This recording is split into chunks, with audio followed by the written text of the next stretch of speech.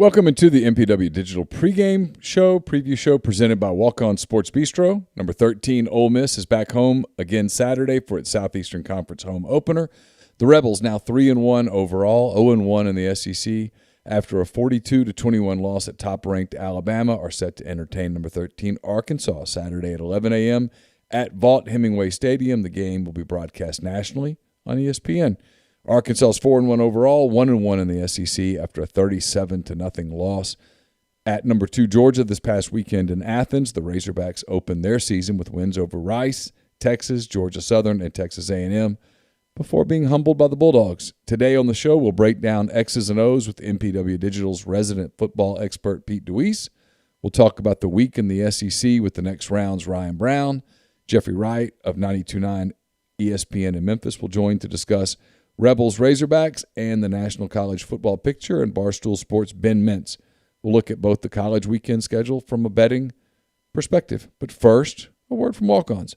Walk-On Sports Bistreaux puts everything they've got into bringing you game day with a taste of Louisiana. Dig into their mouth-watering Louisiana cuisine like po' boys, gumbo, and voodoo shrimp, plus fan favorites like juicy burgers and fresh salads. Quality, fresh ingredients you can't help but crave. Coming soon in November, Walk-On Sports Bistreaux, More Than a Restaurant, 1737B University Avenue in Oxford. Like I said, we talked to Pete DeWeese earlier this week about Ole Miss and Arkansas matchups and more. I think you'll enjoy this weekly visit that we do with Pete. Here is Pete DeWeese. Pete DeWeese, kind enough to spend yet another preview edition with us here. This time it's Arkansas, Ole Miss and Arkansas, 11 a.m. on Saturday. The game on ESPN, that's 11 a.m. Central. It's noon where Pete is on Saturday. Pete, how are you? I'm well. How are you? Good. I think I'd be remiss if I didn't just get a couple of quick thoughts from you for the people about Ole Miss and Alabama. I think some of the things you worried about a little bit from an Ole Miss perspective with Alabama came to fruition. There was no Elijah Moore on that field for Ole Miss, and boy, it sure made a difference. And you kind of hinted at this, maybe more than hinted at it. You said you thought it would happen, and I heard Kirk Herbstreit say the same thing on Saturday morning, and both of you turned out to be right. Alabama simplified it on defense. They kept everything kind of in front of them. They took away some of the thinking and just let guys play, and they overmatched Ole Miss for the most part defensively versus the Ole Miss offense. Yeah, I think coming out of that Florida game, I think they saw a need to do that. I didn't watch much of their Southern Miss game, but it doesn't matter. You watch that game as an Ole Miss fan or as a coach even, and they probably were a little bit more simple than they have been against Miami, than they have been against Florida, but they know they can be, right? So when you're Ole Miss, maybe you're expecting to get a little bit more. And Saban, it wasn't anything crazy. Now, he got into his third down bag and gave you some really good pressures and really was able to attack Ole Miss's front. But no, I think for the most part on first and second down in particular, let's slow things down a little bit. Let's let them play fast. And they, from a matchup standpoint, were good enough to attack the pocket without selling out and taking risk on the back end. And, at the end of the day, it's a matchups and a Jimmy's and Joe's. You can get all the numbers you want to, and that's always the game and what you try to do. And at the end of the day, the kids that they rolled out there performed at a higher level than the kids at Ole Miss rolled out there. One of the things I'm watching these games, and half the time it's like, I want to make sure I'm giving you guys that you like and things that hopefully you can learn from and pick up. And, so like I'm watching the Alabama game, and there were 3 or 4 times early in the game where I felt like the Leonardo DiCaprio meme where it's him in the movie and he's holding the drink and he's pointing, they bring that extra offensive lineman in at tight end and they go too tight on like the first, second, third play. Yeah, right off the bat. And I'm like, oh, told you. I was like, how are we going to answer? And so when I was watching the games, I'm looking at all these things. I'm like, oh, we talked about that. And we talked about that. And the big thing leaving the game, and it's kind of the last I want to touch on it, is we talked about Ole Miss had to get the tight end involved. but it didn't have to be in the passing game, right?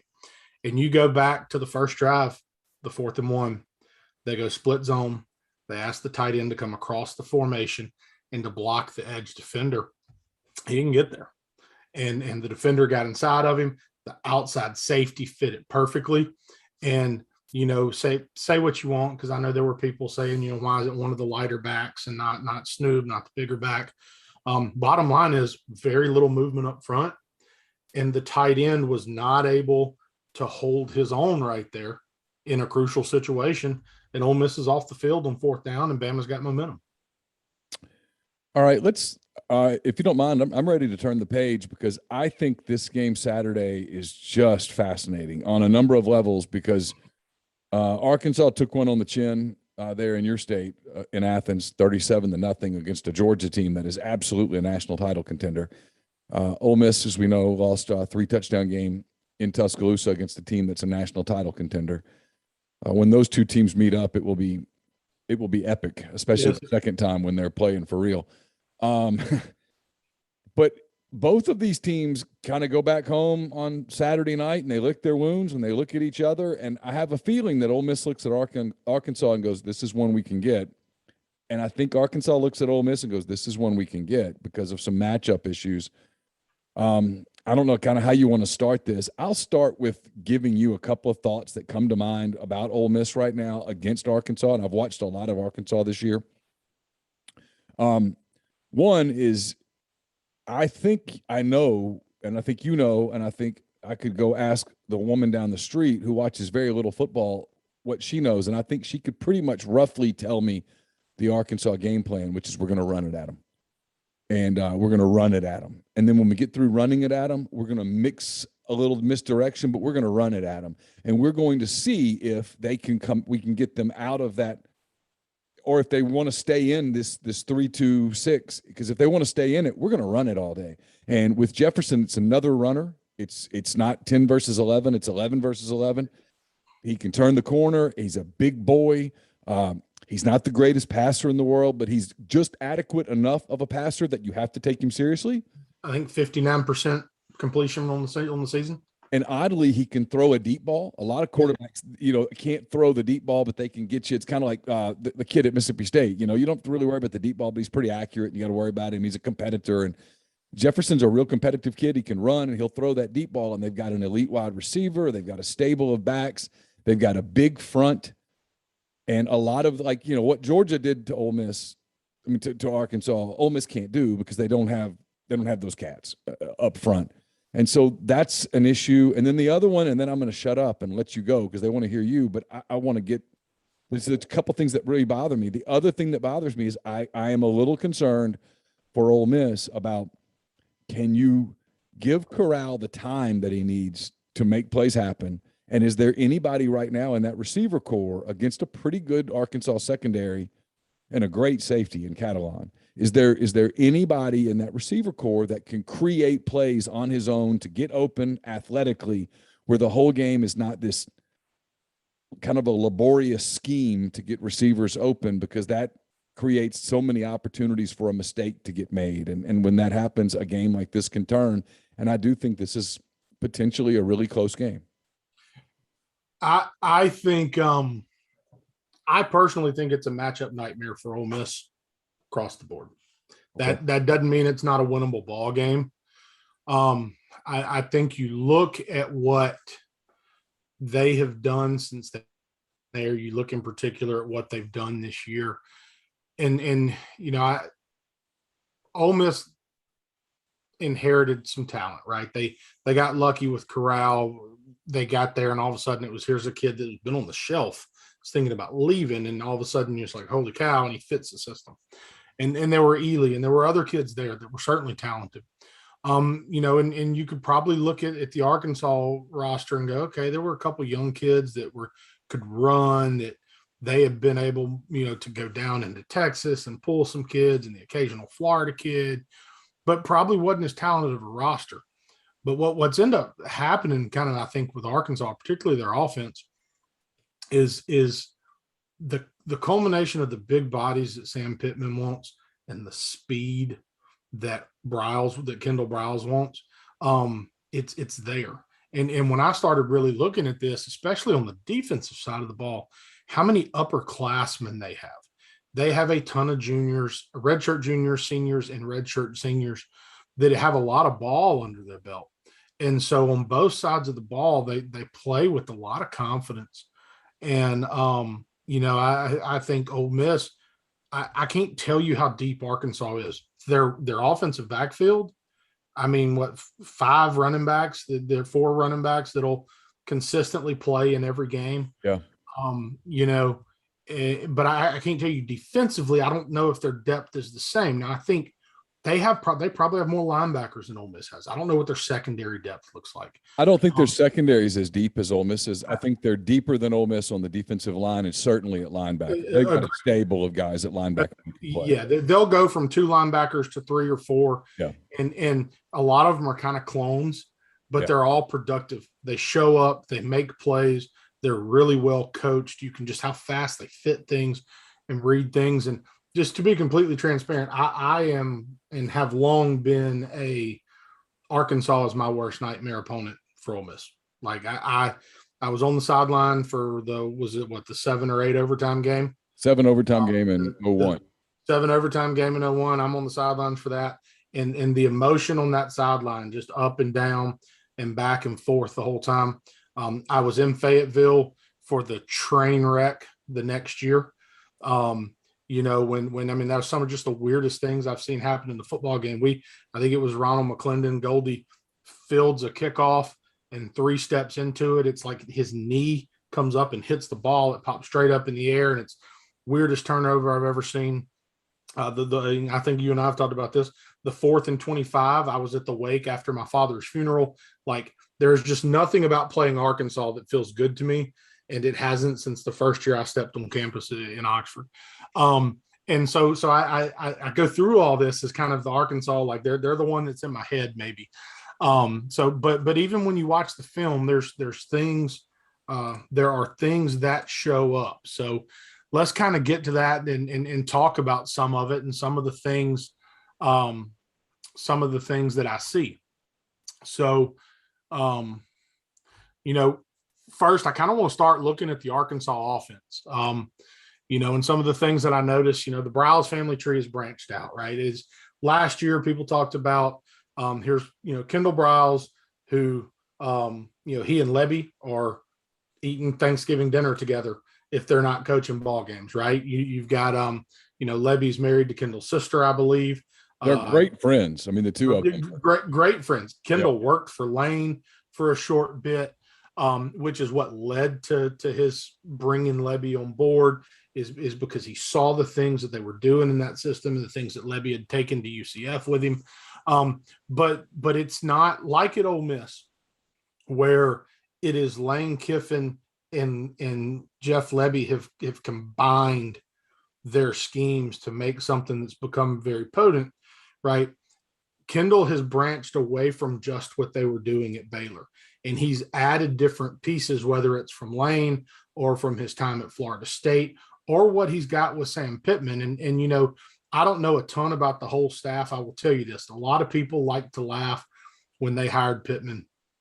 There is not a football coach I know of that has ever been in a room with Sam Pittman that does not walk out of the room going, that dude's real, right?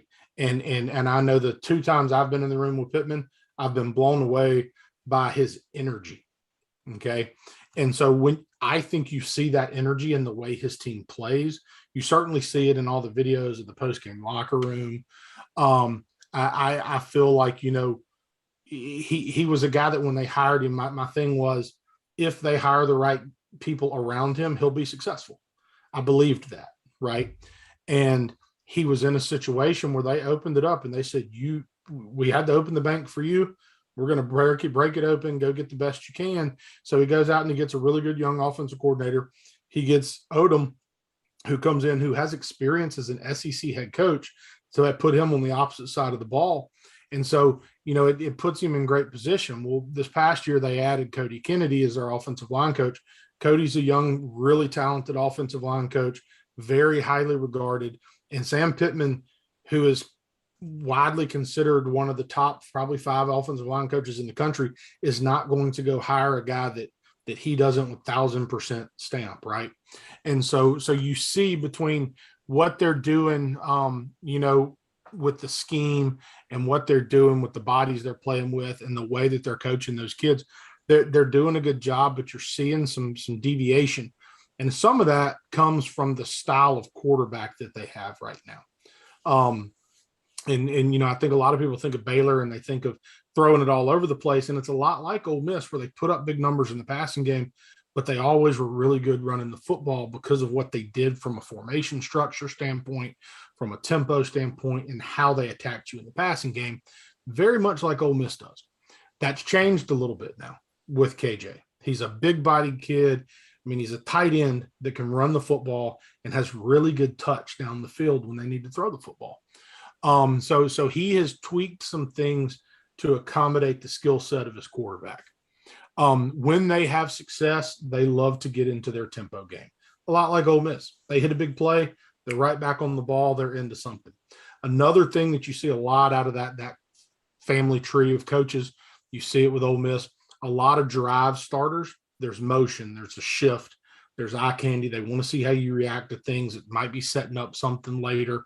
But if you're having success after that first play, a lot of the motion and stuff goes away because all of a sudden they're rocking and rolling and getting into their tempo. You get them slowed down, you get them into, a couple negative plays. The tempo slows down, the motion stuff comes back, because when they can go fast, they want to go fast. Kendall's really good at playing the numbers game. We talk about that every week, about how, so much of this game is about leverage and numbers. And then from there, it just comes down to the actual physical matchups. But they do a really good job spreading the ball, not as much all over the field as they do all over the roster, is probably what I should have said. I put some stats on here this week as I was looking, because I started watching film and taking some notes, and I keep seeing different jersey numbers pop up. Yeah. And it really stood out when it comes to their offense, right? So, they're averaging 224 yards a game. The Georgia game hurt that a little bit. And there were times against Georgia, honestly, where they popped some big runs that ended up being called back. I mean, Jefferson had a 30-yard run at one point in the first half against Georgia that gets called back because of a really unnecessary holding by a wide receiver. Kind of behind the play almost, yeah. Yes, it was, right? So, but you look at it, their leading rusher far and away is, number 22, 62 carries on the season, 301 yards. And then their second leading rusher is Jefferson. They're not afraid to run him. You're looking at 40 rushes over the course of 5 games now, right? Which a lot of people would consider high for a quarterback, but he's such a big physical kid. They feel like they can do that. And when they had to go to their backup some against Texas A&M, I believe, the offense didn't change very much at all. He's another big physical kid, maybe even a little bit faster. Yeah, he's more explosive. He's a little looser with the ball. He scares them a little bit more than Jefferson does. He is, and that's ultimately the reason I think that Jefferson is the guy. From there, 37 carries for number 5, number 20, 23 receptions or 23 rushes. And then I thought it was interesting. Green is the speedster, right? You see 0 in the backfield. The kid can flat out fly. And he's the guy that they're trying to incorporate more into the offense. He's a young guy, and they're trying to get him going. He is their Ely. Yeah. Right. He's younger. Right. But they're the young guy. They're trying to find ways to give him the ball. He's got 5 catches on the season. No other running back, I think, has more than 1, maybe 2. Right. But he caught a wheel route on the mesh concept that we've talked about. I think every week we've done this. He caught the rail route out of the backfield and took it he broke a tackle, made a guy miss, and took it to the house against A&M. He's a kid that's got that type of ability. And I'll be honest, the number 5 kid, the Sanders, is like 6'2", 220 pounds. I think he's a freshman. Holy shnikes. He's upside is really there. And he's the type of big body. And that's the thing that kind of scares me, is they have big bodied backs. Yeah. And some balance in that backfield. And I'm curious to see what does that look like against this Ole Miss defense. When they do go to throw the ball, only 192 yards per game. Some of that is I think they've protected some leads late in game. And some of it is honestly they're not great at it. Now they have one really good receiver, and you look at it again, showing you the stats because these were things that jumped out to me as I'm watching the films. Like if the ball's in the air, it's a good chance it's going to 16. You know, he's a really good player, 22 for 383. But you look at it, they've got 6 touchdowns on the season. One is to Green, the tailback, and you know the others are a little bit dispersed here. But for all the guys that get involved in the run game, you don't see the same diversity of involvement in the passing game. Yeah, no, Burks is his guy, and Burks is an NFL receiver, and yes, and Burks is another. If you're an Ole Miss fan who's worried about this game, Burks should worry you because I don't know who Ole Miss puts on him unless they. The one guy I'd like to see Ole Miss put on him is Miles Battle. I'd like to see that matchup because you get a little size there. I worry about Leonard versus Burks. I worry about Jalen Jones versus Burks. There's physically, that's a mismatch in Arkansas's favor. He's a big body. He can run. He's got great body control in the air. You know, so I agree with you. Some of the things they do formationally really challenge you to get in and play some man-to-man. And they'll do some things to isolate him, and they'll put everybody else away from him and really try to force you, okay, let's isolate him. And now do you have a guy that's good enough to play with him? And so that'll be, I think, one of the challenges for Ole Miss defensively. You know, when they want to throw the ball, they give him a lot of easy reads. Not everything is overly complicated. A lot of easy reads. They really do a good job with their quarterback RPOs. And I mean, you know, not the traditional RPO that we've seen where, you know, your hands in the belly of the running back and you're reading a defender and maybe you hand it off. Well, with Arkansas, they'll get into these empty sets or they'll motion a back out and I'm throwing it, or as the quarterback at KJ at 6'5", 230, whatever he is now the back himself. That really can be tough to defend. And then the other thing is Kendall Browse wants to take shots. You know, he probably was really jealous when Ole Miss came up with the score from far hashtag because that's in his DNA to be that guy as well. Yeah. It is a great hashtag. Oh, it's phenomenal. Yeah. I would love to tell you we're using it right now at our school. Unfortunately, we're not. But I want to kind of give you an idea of some of the different things, right? Like we talk about easy throws. We talk about quarterback RPOs. And so let's look at kind of some of the ways that they've done in these past. And I focused primarily, like I watched the Texas game when it live. And I remembered some things from that game. And I went back and I just wanted to see, okay, I remember what I saw in the Texas game. I remember what I saw from the parts of A&M that I watched. I didn't get a chance to watch much of the UGA game. So I went back, watched most of UGA, and then went back and watched part of the first half of Texas A&M, and things lined up. I mean, there's a lot of carryover. They're maybe doing things a little bit differently, finding some different formations, but there's a lot of carryover.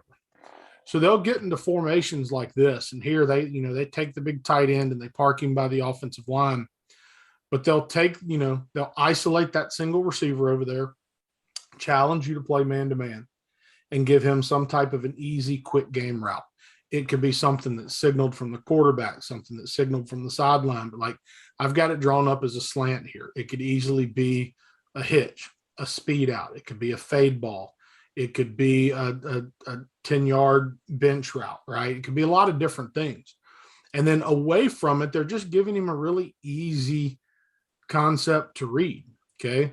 You're basically working a high-low on whatever defender they want to put here in this zone.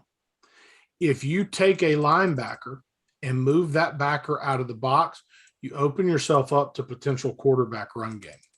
So you work this high-low. If I'm down on this little hitch route right here, it in theory opens up this glance behind me. If I keep my depth, I should in theory open up this hitch here. And if the defense aligns differently, if this guy is here and this guy is here, it's a little easier for the defense to play it now. So you look for the soft, easy throw out to the number one guy. And again, if they give you man-to-man, you've built in a man beater backside with your isolated receiver. So it's a real simple, empty concept. And we talked last week about how Alabama and Bill O'Brien like to get into empty to work some simple concepts and do some things that he brought from the NFL.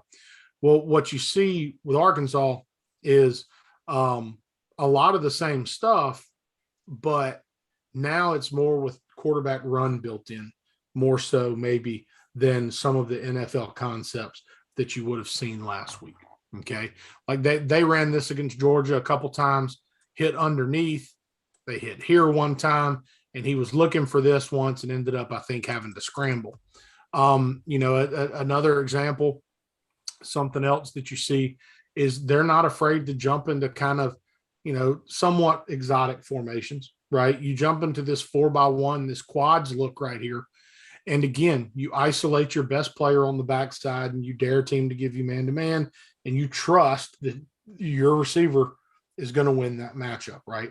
If it's a matchup you don't like, okay, if the defense isn't giving you numbers, you have very easy, where here I've got it drawn up as a quick screen, which is what they showed against Georgia as well as A&M.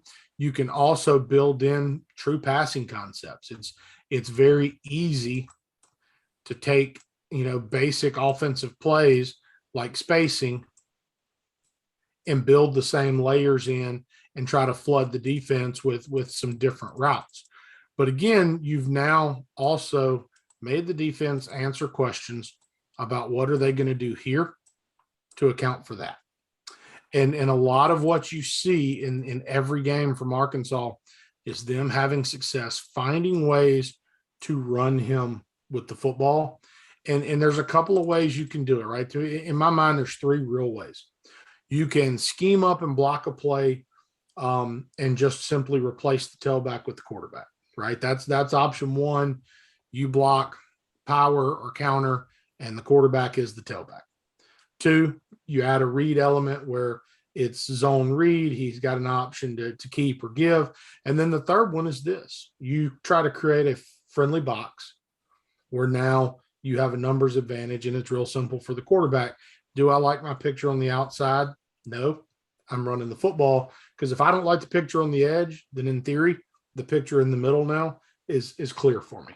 And from a numbers standpoint, him being such a running threat makes him almost count as a different number a little bit. It does. And so I somewhat try to predict maybe how Ole Miss might align to certain things. And it's one I drew up, and I drew it about 4 different ways. And then I went back to just putting this kind of blanket shell coverage on here, because what you would expect is for Ole Miss to bring this guy down to the party, rotate him over, keep him here. That pretty much forces you into man coverage, but it still doesn't do anything to give you another defender here if they want to run the football. So then the next thing you think is, okay, so you play some type of a cover 3. You move him outside a little bit, you bring him down, you back him up. That allows you to bring him down now. So the box count looks a little bit different. You add potential extra hats, not in the middle, but what you do is you account for that by being here with the defensive line. And now you've got a guy that in theory is clean to scrape and adjust and to try to force the ball out onto the perimeter, where now you have these safeties that are there to kind of clean up the trash. Okay. And you can do that by now playing off and potentially giving up some easy throws on the perimeter, but you can still protect certain things. So that's part of that chess match that Ole Miss is going to have to make some decisions on. What I would anticipate was, even if you don't see a lot of this, that you're going to see a lot of activity here to do something and change that picture, right? It can look a lot of different ways, but they're anticipate them trying to move that line, slants, maybe some twist, bring in a backer, because you try what you're doing there is, if he's going to turn and look here, or if he's going to catch a snap and read this with the ability to take off late, when you start moving pieces when he turns now, it's not just a big gaping hole, right? It's a massive humanity that he now has to sort his way through.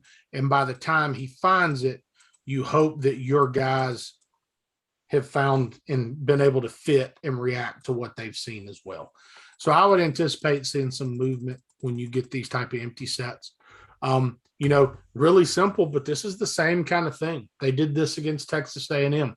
They put a receiver here. So you're still in a 4x1, but instead of putting in that diamond formation out wide, they give you 3 real tight bodies out wide. They still give you a threat here, and then backside, again, they've isolated the receiver.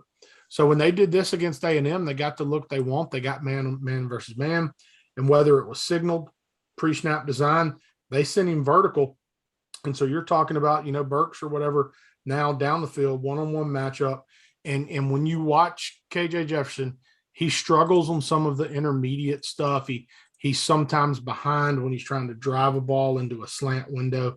But down the field, throwing the ball down the field with some touch, whether it's into a hole on a post route or on the sidelines versus man-to-man coverage, he has really nice touch on the ball down the field. So they are comfortable scheming up these things and giving him a chance to just lay it out there for guys. Yeah, and again, I go back to that play right there, and I think when they beat A&M, they had it. The 3 were over this way, and it was Burks. They were. Here. Single was on the right. Yep. Yeah, but they got a matchup that they liked at personnel at corner and took advantage of it because he's such a big target who runs well. Yep.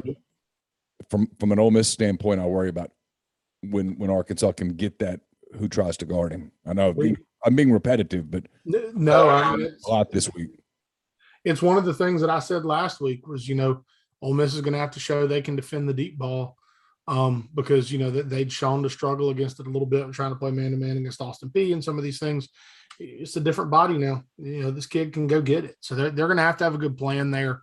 And again, if Arkansas were living in traditional formations that allowed you to bracket that guy, you feel better about it. Yeah. But between the tempo, the motion, and the ability to get into these 4x1 formations and isolate a guy, it makes it hard to maintain a bracket and still have enough bodies to support the quarterback run game. I told you, I said the other thing they like to do is they like to take shots. And with his touch down the field, they're pretty good at it. So this was another one that they hit. It looked a little different when they tried to run against Georgia. They hit this one against this one was from A&M. They showed jet motion with the slot receiver. He faked it, got out into a swing, and he and the tailback actually kind of collided with each other a little bit. But they got their 2 best receivers on the outside.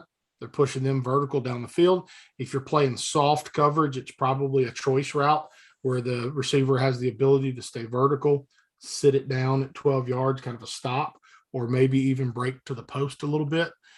But, from a run perspective, they've given you, added the tight end of the box, then added the motion. So they're moving guys. They're making you adjust coverage. They're trying to get you to show the picture to the quarterback of what you're doing on the perimeter. And he's just working his matchup.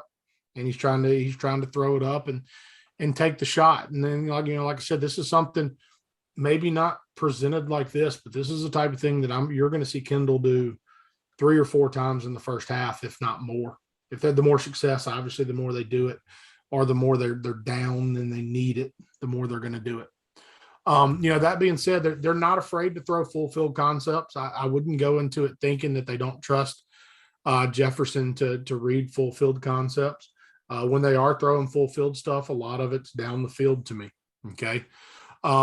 This is it's a version of just the old cross concept. Ole Miss has about 3 or 4 different versions that I've noticed that they run. And this one's kind of an interesting deal. So what they're trying to do is they use this post by the X to try and vacate the zone.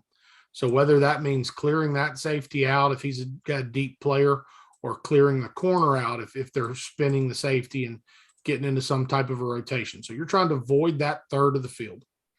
This Y is on this underneath route here with the goal of pulling one or both of these linebackers down. And then you're taking one of your speedy slot receivers and you're getting him to cross the face of this safety and enter that void that's just been created by this other post. So all you've done is you've created a high-low on the linebackers, where if the linebackers drop back underneath the crossing route, you're going to hit the shallow, try to let him turn up the sideline. If those linebackers drive the shallow route, because it's hard for them to see this outside route because of where it comes from, you've created that nice little window back behind to get them the football. So, they have a couple different ways, just like Ole Miss, where they work this cross concept. But this was one that they hit for a big play against A&M. And I chose to include it, one, because it shows, full field read type progression. But the other thing was, it was one where I thought his touch of getting the ball into the window between the backers and the safety, it was a really nice throw by Jefferson. And a way for them to move the sticks. I think it was a 3rd and long call for them. So there's a lot of kind of tricks in their bag that they can use. We talked about a minute ago. There's 3 kind of basic ways with the quarterback to get him involved, and one of them being a read element. And so they did this a ton against Georgia, and they used different formations to do it in the other games. But this is how they chose to present it against Georgia. And I think you will see them play with a tight end a lot against Ole Miss. It creates an extra gap.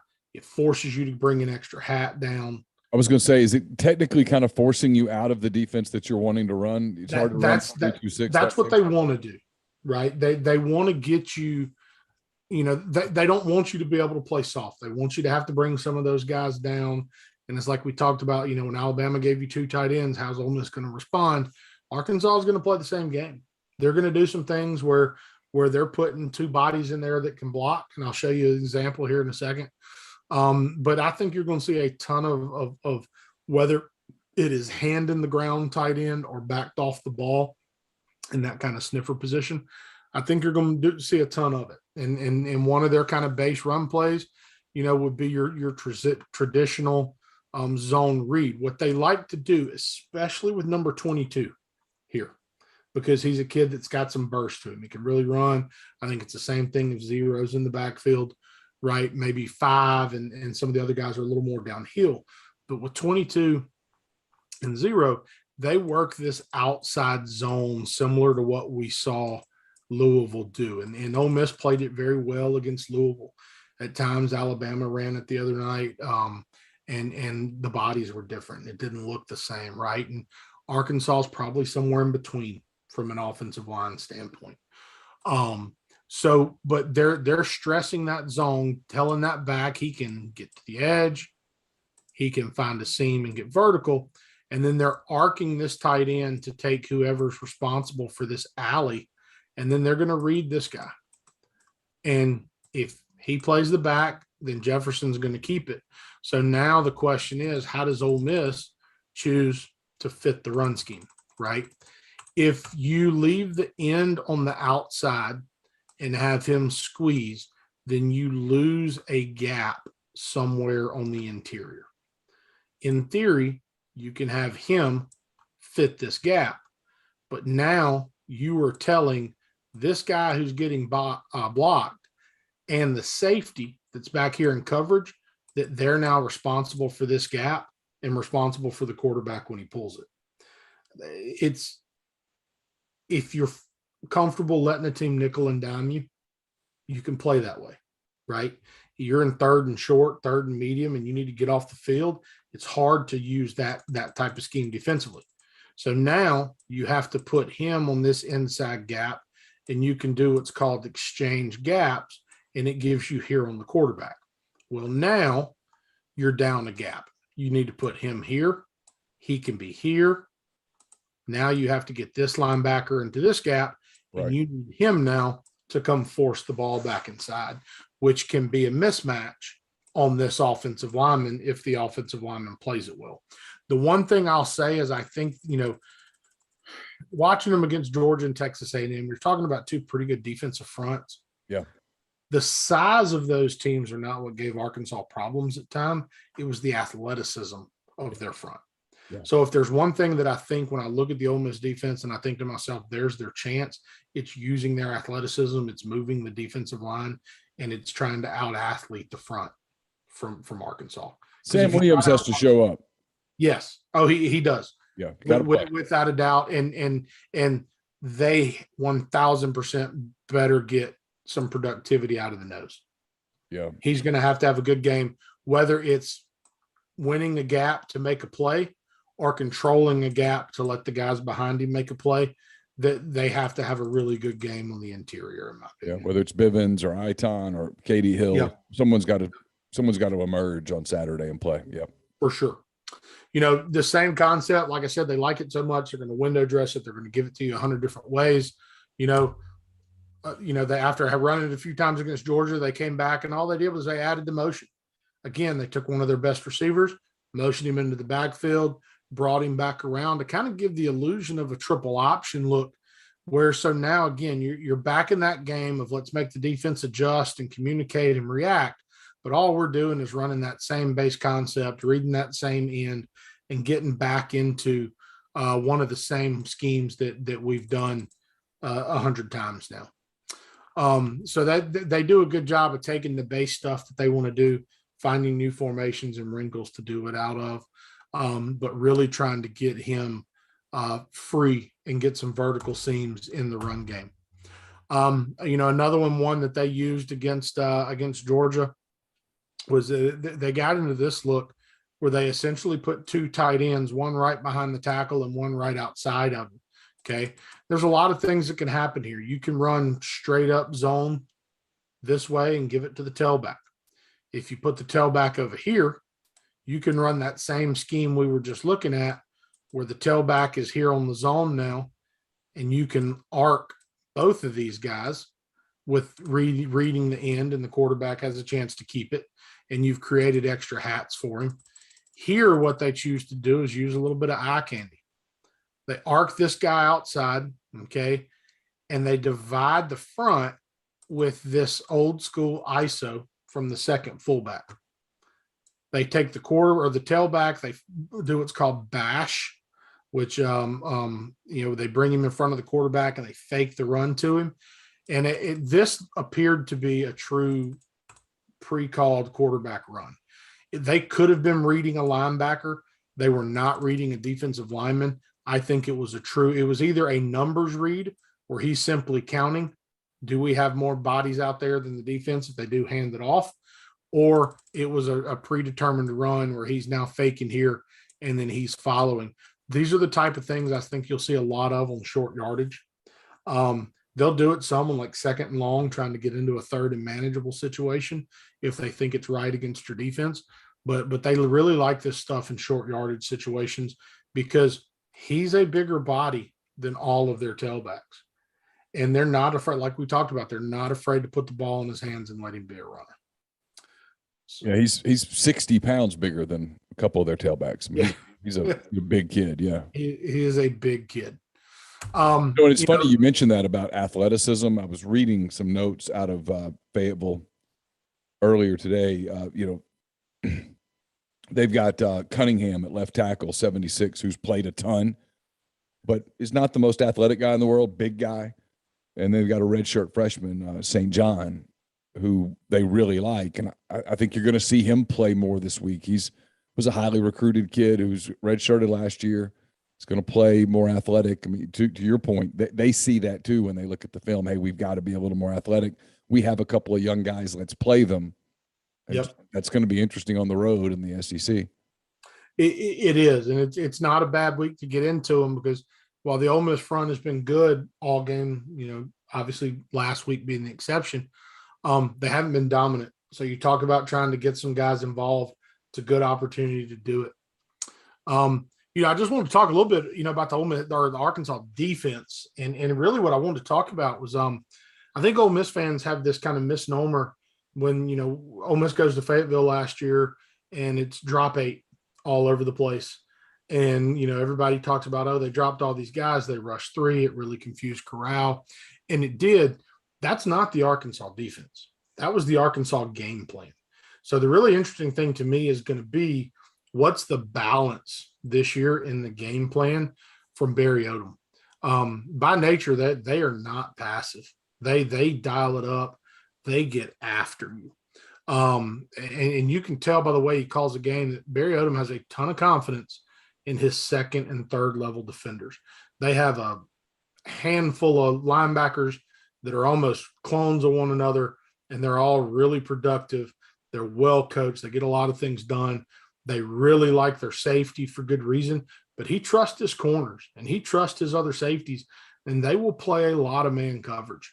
More than what you see Ole Miss play out of the same defensive structure. Odom is going to mix in those zone and man schemes a lot more. But, a lot of it to me is Ole Miss is they're going to have to win versus Trey Williams. Last week, the talk was about 31. It's about 55 this week. He is really good. I mean, 15 tackles in 5 games maybe doesn't seem like a lot, but you're talking about a guy that's every eye is on him, right? I mean, he is being accounted for as many ways as possible. And so what Arkansas has done is they've really moved him around. I mean, 6'5", 255, very versatile. They'll play him at nose. They'll play him at end. They'll stand him up like a linebacker. They move him around all over the place to free him up because they realize what a difference maker he is. 4 sacks on the season, 4.5 tackles for loss. And I can't tell you how many times that he's close. Teams have been able to get it out of their hand before he can get there because the kid is a really disruptive player. How did Missouri let that kid walk away? Oh, man. I mean, you look at the Missouri defense and then you see him and you're like, so you had him and okay. Maybe that's why the D-line coach just got fired. Yeah. But so what I wanted to show you is kind of some of the things, we know what Arkansas was last year. We've seen kind of what Ole Miss has become defensively, and those elements are there. Arkansas has the ability to do that. They showed they could do it last year against Ole Miss. But what Arkansas really is aggressive, right? So, this was in the Georgia game. Georgia comes out in a very common formation. It's one you see from Ole Miss, you see from everybody in college football right now. And Arkansas is being aggressive. We're talking, this is like a second and short call, and they are walking down and they are playing man-to-man on the outside, and they are not afraid to show it. They're probably playing some type of a combo here where if he goes to the flat, he takes him, or if the back goes to the flat, he's going to peel with him. And if he's vertical, the free safety is there to pick him up, okay? Because they are pressuring on the inside. They're bringing the nose here. They're bringing him here. They've got a weak safety there to fit off the edge. And what's impressive about this particular snap is they're two-gapping with this defensive end. So what they're telling you is based on the reaction of the block that he receives, he is either going to take the outside gap or he's going to take the inside gap. What happens is Georgia tries to run a little ISO. They try to zone everything this way, lock on to him, and then insert the Y here and ISO on the backer. Well, they don't do a poor job of it. The Arkansas linebacker does a great job fitting on the tight end for Georgia. When this end attacks the tackle, feels the base block, and sees this tight end insert inside, he knows he has help. So he actually goes from a locked out position and now moves and takes this gap and makes the play in the backfield. Even if he doesn't make the play, the ball is forced to cut back into my help now. So Arkansas, they're being aggressive. They're giving him this ability to two-gap, so that gives them an edge if they get run this way. And if they get run opposite, if this guy were to go here and get to the backer, he's going to squeeze and take this gap now. He's going to exchange that gap, again, knowing he's got help on the outside.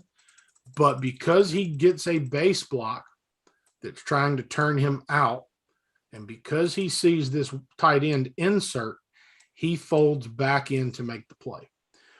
When you watch the Ole Miss offensive line, they don't have a lot of assignment bust that I see. What you see is a struggle at times to finish blocks, and you see athletic defenders giving them problems, just like we talked about with Arkansas. And I think you can especially talk about the interior of the Ole Miss offensive line right there. When you get movement, late movement especially, on things like that, you see Ole Miss struggle. And so those are the kind of things, like I'm watching that against Georgia, and I'm watching Trey Williams do that, and I'm going, ugh, that's a tough call for any offensive lineman against a player of that caliber. So obviously, I'm sure by now you've heard Caleb Warren is out in this game. Caleb's been one of their better run blockers at guard. I don't know who's replacing him necessarily. I would assume it's the transfer from South Carolina who has not played. So who knows? How big of a deal is that if you're a coach? How much does that keep you up at night a little bit that you're losing one of the guys that has played virtually every snap? Honestly, it all depends on what your faith in the next man is. You're worried about the communication piece. You're glad it's at home probably, but you're worried about the communication and the continuity. We talked about that a little bit after the Louisville game, where the few times where I felt like the Ole Miss offensive line wasn't great would be where the center and one of the guards with the combo just wouldn't time up. And a lot of it had to do with, here's the center who's coming to camp a little bit later and been injured and some of that stuff. So Nick you worry talked about communication this week. He said he thought it was a big thing that was bothering him. So you're right. Yeah. It's a big problem. And so that's what you worry about naturally, right? It's both the verbal communication, but it's also just that timing and the understanding of what, because you're used to playing with a guy, and so that's important, other than that, what the matchup looks like, what the talent looks like, and because you see it every day, and we don't, right? So as fans, it's hard to say, oh crap, but as a coach, maybe they feel good about it. Maybe they feel like the kid's been right there. He just hadn't been better. Right. Maybe they feel like it's a big drop off. And so we don't know what they're saying in that staff room, but they for sure are worried about the communication, some of that stuff. That's pretty common. We talk about now new player at guard, right. And looking a little bit different up front. I want to show you some of the exotic things that I saw in the last two games out of the Arkansas defense. And one of them was this, and we talk about trying to free up Trey Williams and do some different things. And the graphic looks a little bit weird. I probably should have done it without the lines one time, but they literally line up, and they've got one end, hand in the ground, lined up outside the tackle. The nose is all the way out over the opposite tackle, and the only guy between them is the Mike linebacker standing a yard from the line of scrimmage. Okay. They've got Trey Williams standing right outside this nose. They have another safety outside of Trey Williams. They've got one of their backers standing right outside this end with another safety outside of him. So they're presenting a threat now where they can come off either side. They're overloading one side of your protection. It's coming. You don't know where it's coming from. Maybe he's a part of it. Maybe he's not. Okay. You could tell it wasn't man-to-man pre-snap because you've got these guys showing blitz. He's about 5 yards off and he's outside leverage, and he's about 8 yards off. They can't play man-to-man over three guys with only two defenders, right? So the quarterback knows it's zone. You don't know what type of zone. You don't know how it's going to shake out, who's coming, who's going to rotate, all that fun stuff. But, pre-snap, if you have a chance to pause the game and think about it, if the quarterback could go full Zach Morris and call timeout in the hallway of Bayside High School, then he's going to do the math and go, hey, they got to put bodies over here. So the pressure. You had that ability in life to hit the pause button and kind of think, okay, now what do I say now? What do I do here? Yeah. I need the ability to do it. I also need people to have the ability to call timeout and look at me and go, dude, think about this before you say it. So yeah, I could very much use that. But this is where Tom Brady and those guys, they're so smart. They watch so much film. Tom Brady sees this and he knows immediately, let me make sure I've got my protection slid this way. Right. College, it looks a little bit different, right? Especially if you're trying to go tempo, where now maybe you're not, cause you look up and just from a number standpoint, they have to drop bodies from this side. They don't have to on the other side. But in the college game, a lot of times that type of stuff, either the quarterback doesn't have the authority to, or maybe he just doesn't have the recognition to. right? And Yeah. you hope where they are right now that Corral's got the ability to do that, or somehow Ole Miss can get that communicated. Because when the ball was snapped, they dropped the mic out. The two guys that were down as defensive linemen both took their outside rush lanes, okay? They brought Trey Williams all the way here, and he crossed the face of this guard. And his goal is to pull that guard with him, okay? If the guard continues working out, he's one-on-one with the center now with the chance to go win, right? Yeah. If the guard does chase him, now they're bringing this safety right behind him to come find the open gap, who now is either one-on-one with the running back or scot-free. So you've overloaded those gaps. You've plugged them all, right? And the other thing you've done with your coverage here, and you're playing whatever type of zone you're playing, you're probably man-to-man over here where he's on the back. If he peels, this guy may peel with him, and all he's really trying to do is slow it down long enough for the safety to get there, right? And you're man-to-man here, and then you're playing a zone, some type of zone coverage over here.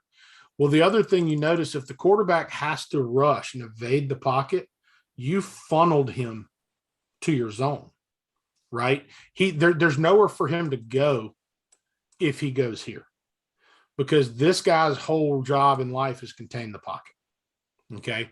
So if he has to rush, if he feels the pressure and he steps here, he shouldn't be able to get out deep because of that defender. So you force him up now in the pocket, where now in theory you have zone dropper and zone dropper that can see it and flush to it. Yeah. And, limit the gain somewhat. So there's all sorts of gamesmanship, but it's a really nice way. It's an exotic look. It's a nice way for them to attack. They're sound over the three receivers with their zone droppers. They're sound on an athletic quarterback if they need to be, because again, you're funneling him to your zone. When you play man-to-man, you run a risk of losing the quarterback because everybody's got their back turned, right? Here, by combining a zone principle and a man principle and using the pressure to funnel the quarterback a certain direction, you can get eyes on him that are still a threat to get underneath routes, okay?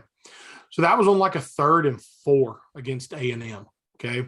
This next one, a little bit different formation. Now Williams is the true defensive end. He's hand down in the dirt, okay?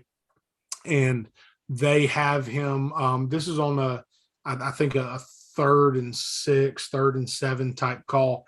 And really they go with one of the most common pressures in football. It's just, a lot of people call it NCAA or overload. And again, you're overloading one side, but they have a nice little twist to it. Most of the time, teams are going to take this nose and slant him away, and Trey Williams is now going to he's going to do what's called big stick. He's going to move 2 gaps, and he's going to get into this A gap.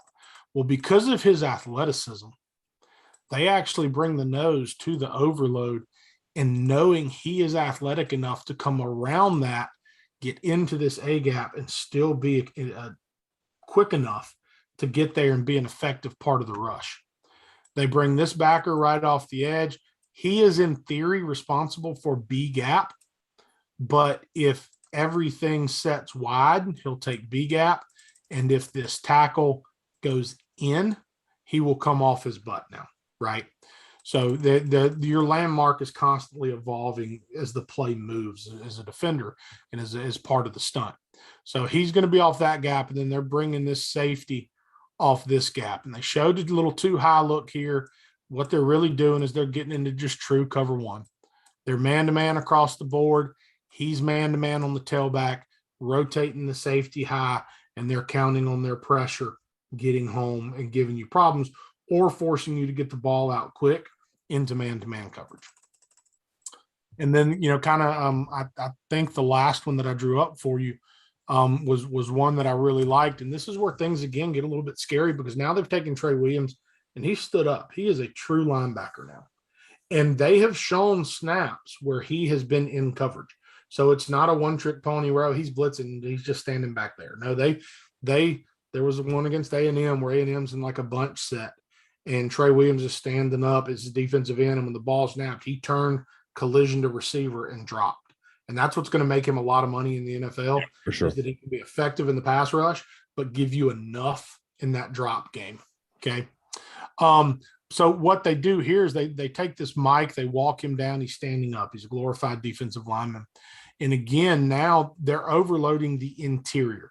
If you're going to flush, you're going to flush this way. Now, the problem with this is if you're them, you are risking quarterback run this way. You don't have anybody to account for it that's not in man-to-man coverage. He's creeping around like a linebacker. He's man-to-man on the back. He's man-to-man here. They're playing cover one just like they were on the previous snap, okay?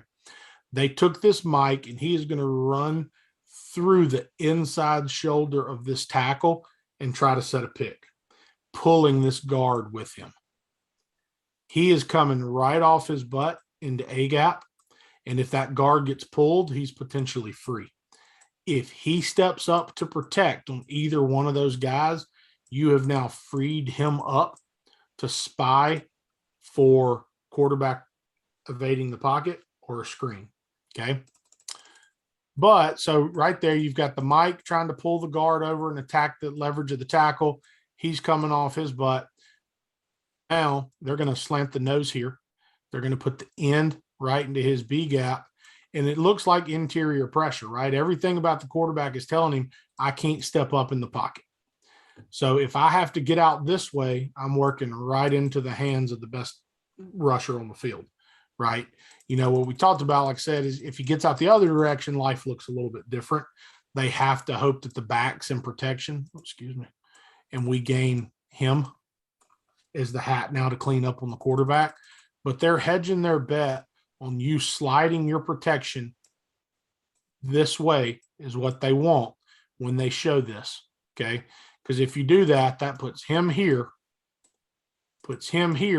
and now this back has to come all the way across for him. It's a matchup for the offense. Yeah. Or for the defense, rather. Yeah, because he's so fast that he can get there before the back gets over. Yep. And then he's got a size advantage in the event that they have a collision, sure. Exactly. And if you're sliding the front the other way, if the offense slides the front this way, okay, then most likely he is sliding to the nose. So when the nose goes away and I pick this tackle, well, I'm thinking I've got to get him. And that Mike linebacker is literally setting a screen like you would do in basketball, except he gets to really be physical.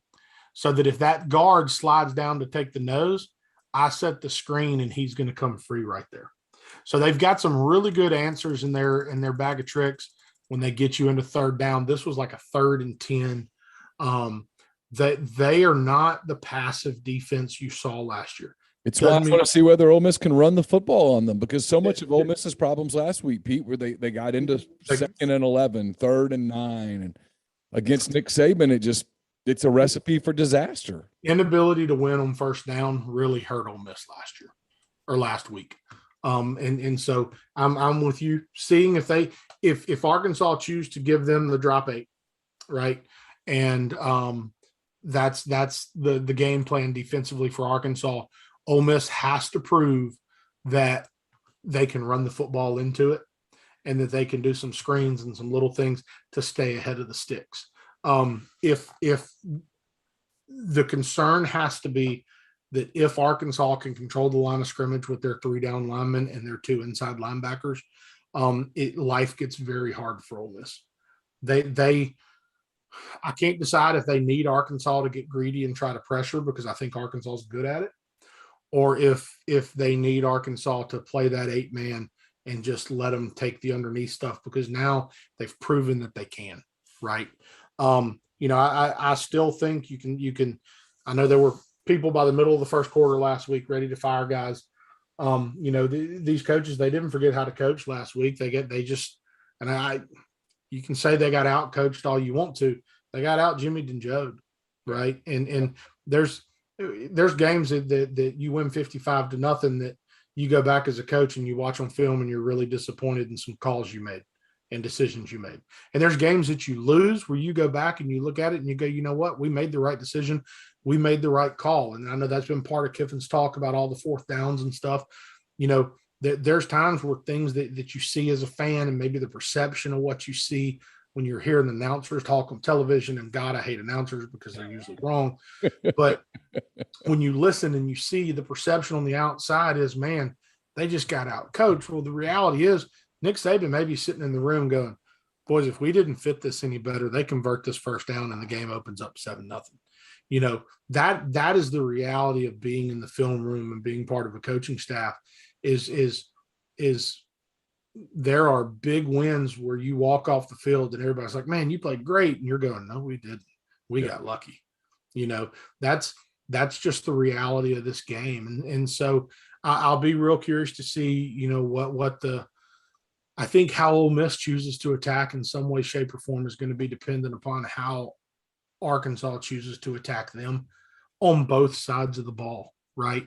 They Arkansas, because of their scheme, they kind of force you to be a little bit reactionary, because if they're going to be the aggressive Dave Odom I think he wants to be, you're probably going to treat him a little bit differently, because you got to protect with numbers, because he's so aggressive and he'll commit 6 guys to a rush, and 5 a ton to a rush. You have to handle a little bit differently maybe than you would if they're playing drop 8. So for Ole Miss to win, they have to score in the 30s. You have to get to 40. This is not a statement about the Ole Miss defense in any way, shape, or form. I think every game Ole Miss plays, they need to get in the 30s to win. Okay. Because the truth is, you go back and you watch, Arkansas went to Georgia much like Alabama went to Tuscaloosa last week, and they got outclassed from a physical standpoint. The other thing that happened is Georgia took a lead and Arkansas had to get out of their game plan. Yeah. And I think when you look at the schedule outside of Mike Leach, because Mike Leach is a different entity altogether, that's going to do what he does no matter the situation. Ole Miss needs to be in the 30s and as close to the 40s as they can, and they need it early, because it's going to change the way other teams have to play. And when we see Ole Miss being successful under Lane Kiffin, go back to that Indiana game last year where Ole Miss has success early in the game, you change the way that Tom Allen's team wants to call their offense, right? And that's what you have to do against Kendall Briles in Arkansas. You have to get them to a point where all the little short passing game and quarterback run game, you feel like you have to take risk. That's where you have to get that team. You allow them to get ahead like they did against Texas A&M. And that's Texas, probably the growth I've seen in Art Briles, or Kendall Briles rather. They've always been a go, and they're not taking the brakes off until the fourth quarter. Right now, the style ball they're playing under Pittman and with the defense they have, if he has a lead, he is not going to force himself off the field and force the other offense back onto the field. They're going to be comfortable controlling the ball and the clock more so than maybe he would have been in the past. Yeah. So I think if Ole Miss can get a lead, that's going to be key. If it turns into a shootout, I think it's going to be hard. But who knows? You know, I don't work in Vegas. I just watch film and draw up plays and call them. You got a gut feeling on it? You open by saying it's a matchup nightmare. Is it one that kind of got a worry in the pit of your stomach, or at the end of the day, do you think they kind of overcome this? My gut feeling is always, God dang it, it's Arkansas. That's something crazy is going to happen. That is my gut feeling. I don't know what it means. I really don't. Like I said, I'm not. Vegas will never hire me, and so I don't have a gut feeling. I worry about the physicality of the game, and I worry. People talk about it all the time. Teams lose to Bama twice. Yeah, you lose to them when you play them in the week after, and some of that's because of how beat up you are, and I hope that's not the case for Ole Miss. Pete, as always, really enjoy it. Good luck with your game on Friday night, and we'll talk to you again next week. Thank you. Take care. That was Pete DeWeese. Always enjoy visiting with him. Fantastic analysis of Ole Miss and Arkansas. We'll talk to Ryan Brown of Next Round Live in just a moment. First, I want to tell you a little bit more about walk-ons. They create an environment that fosters growth and belonging for all, where the team is bigger than the individual, where they exceed expectations and positively impact every community they serve. Think you have what it takes to bring people together and provide a memorable game day experience? Visit 720 Highland Colony Parkway in Ridgeland to join their team today. Walk-On's Sports Bistreaux, more than a restaurant. Talked about Ole Miss and Arkansas and a lot more around the SEC with Ryan Brown earlier today. Here's Ryan Brown. Ryan Brown of the Next Round joins us here on the MPW Digital Pregame Show. Ryan, I know what the reaction in Mississippi and around Ole Miss has been to Ole Miss, Alabama. What was your thoughts? What's been the reaction there? You know, it's funny. John Mechie comes on our show every week. We did a NIL deal, similar to one you have with Campbell.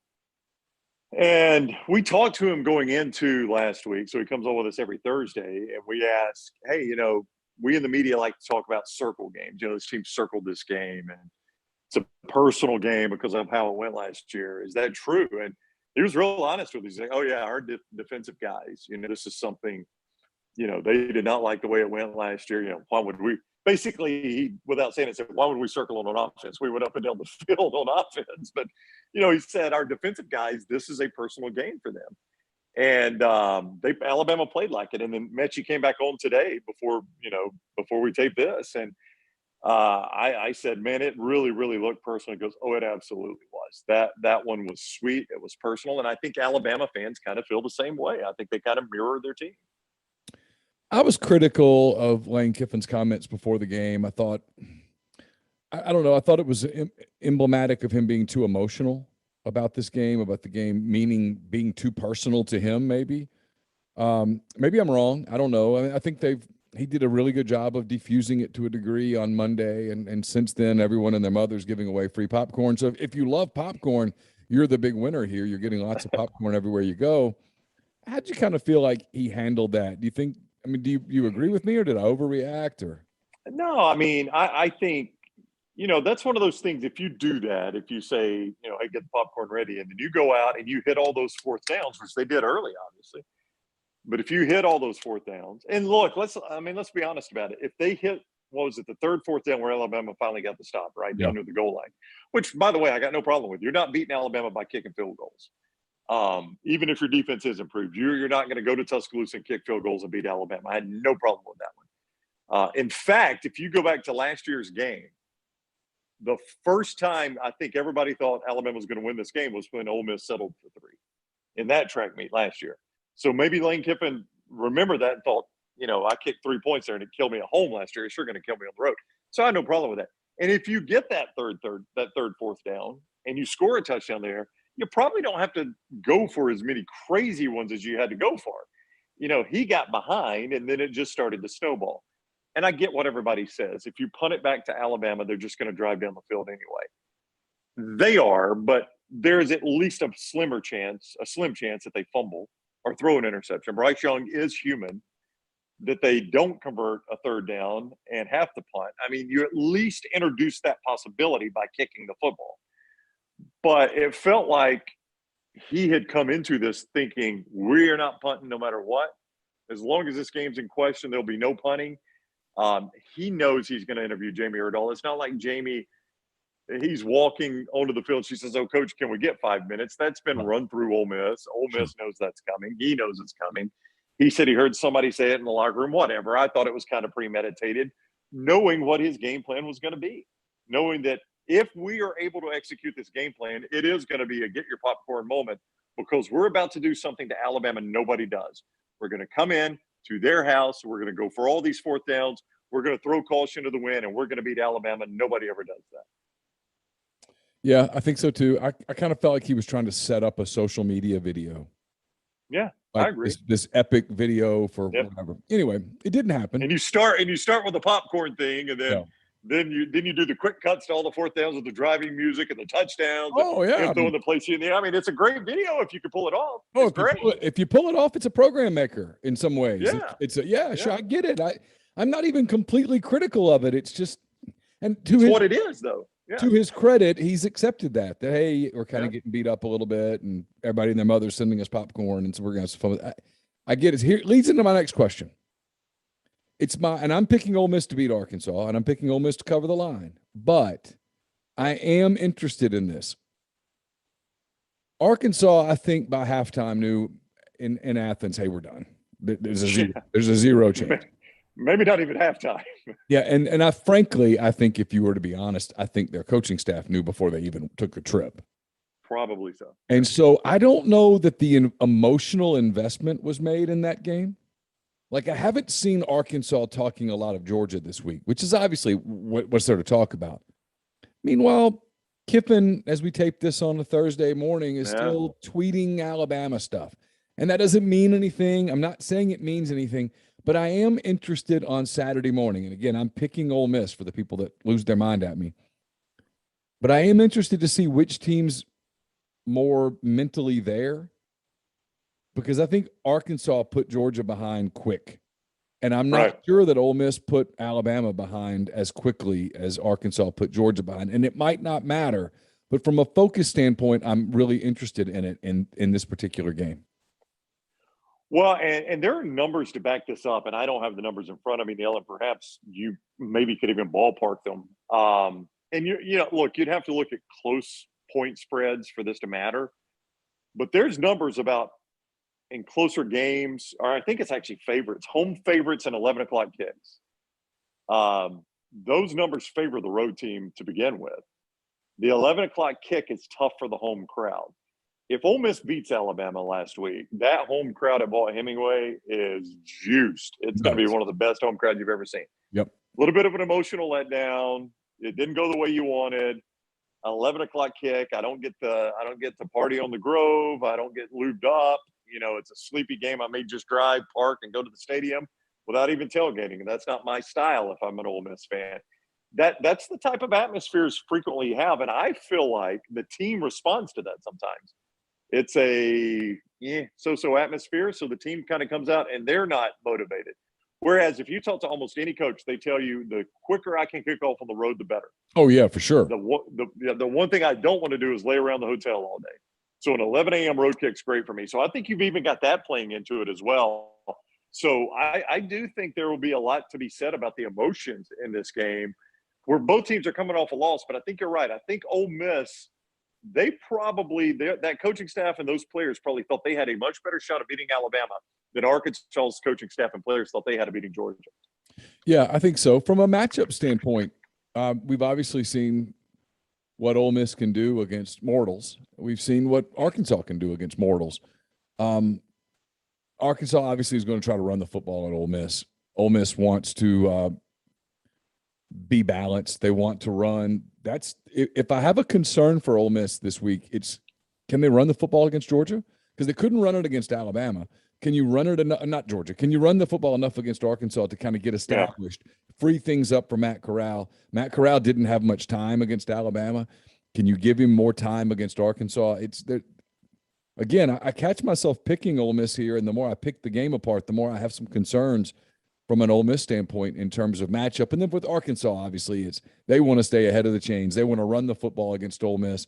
Let KJ Jefferson be a dual threat player. KJ Jefferson is an egregious quarterback on 3rd and 14 where it's going to be a passing play and you can pin your ears back the way Georgia could.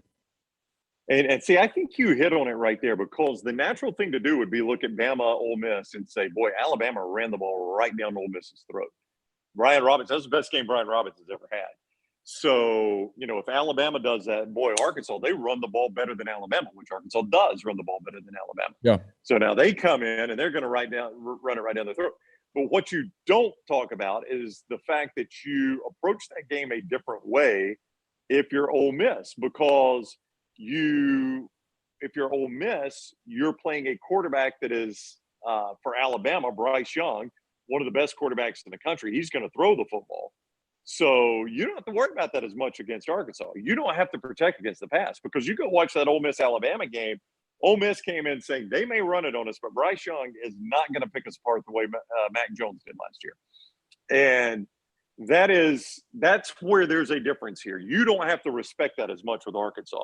So I think DJ Durkin can approach this game totally differently and sell out more to stop the run. You couldn't do that against Alabama. You sell out to stop the run against Alabama, and that game is over before it starts. Bryce Young is going to eat you alive.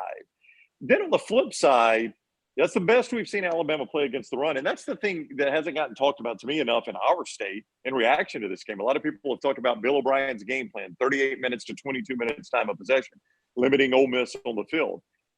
People have talked about Will Anderson. I mean, even Kiffin after the game's like, 31 needs to go be the first pick in the NFL draft. He doesn't need to come back to Alabama. He's right. I mean, that's the type of player he is.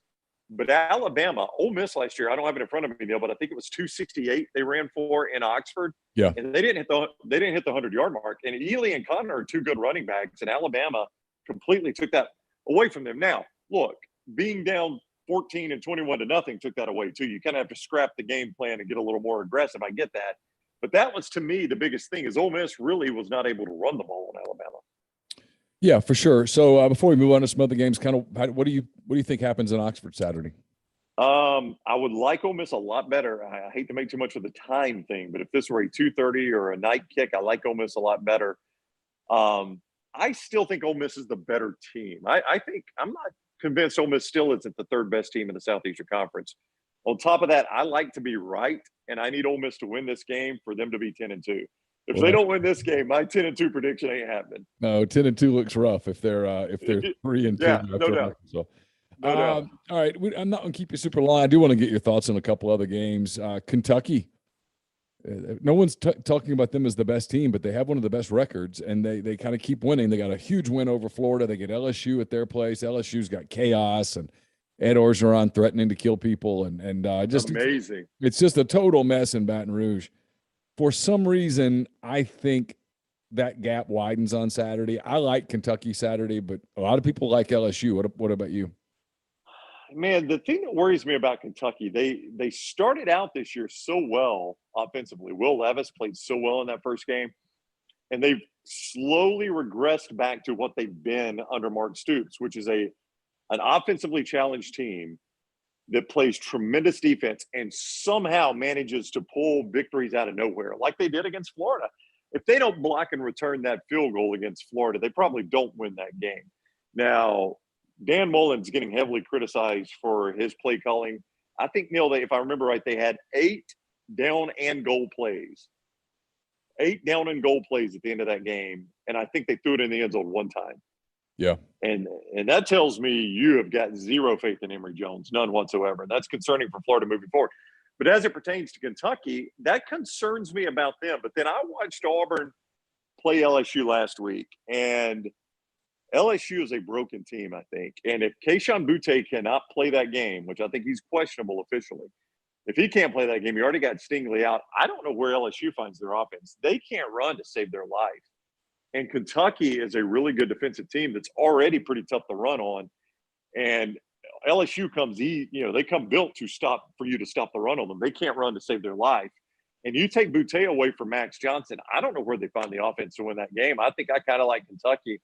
And boy, it is going to start to spiral out of control for O if he loses that one. When I was Will Levis's age, if a girl as hot as that girl had asked me to put mayonnaise into my coffee, I may have done it. You'd have done it in a heartbeat. And I hate mayonnaise. I do too. With a passion. I mean, it's just spice. I hate coffee. I know. I love coffee, but mayonnaise in my coffee. And I probably would have tried it for her, but at some point, Will's got to start questioning he's got to say, this mayonnaise thing is. I know. It might be a sign that I need to get my head straight because. Yeah. I mean, he eats bananas, peel, and all. Now, I don't hate mayonnaise. I just don't use it much.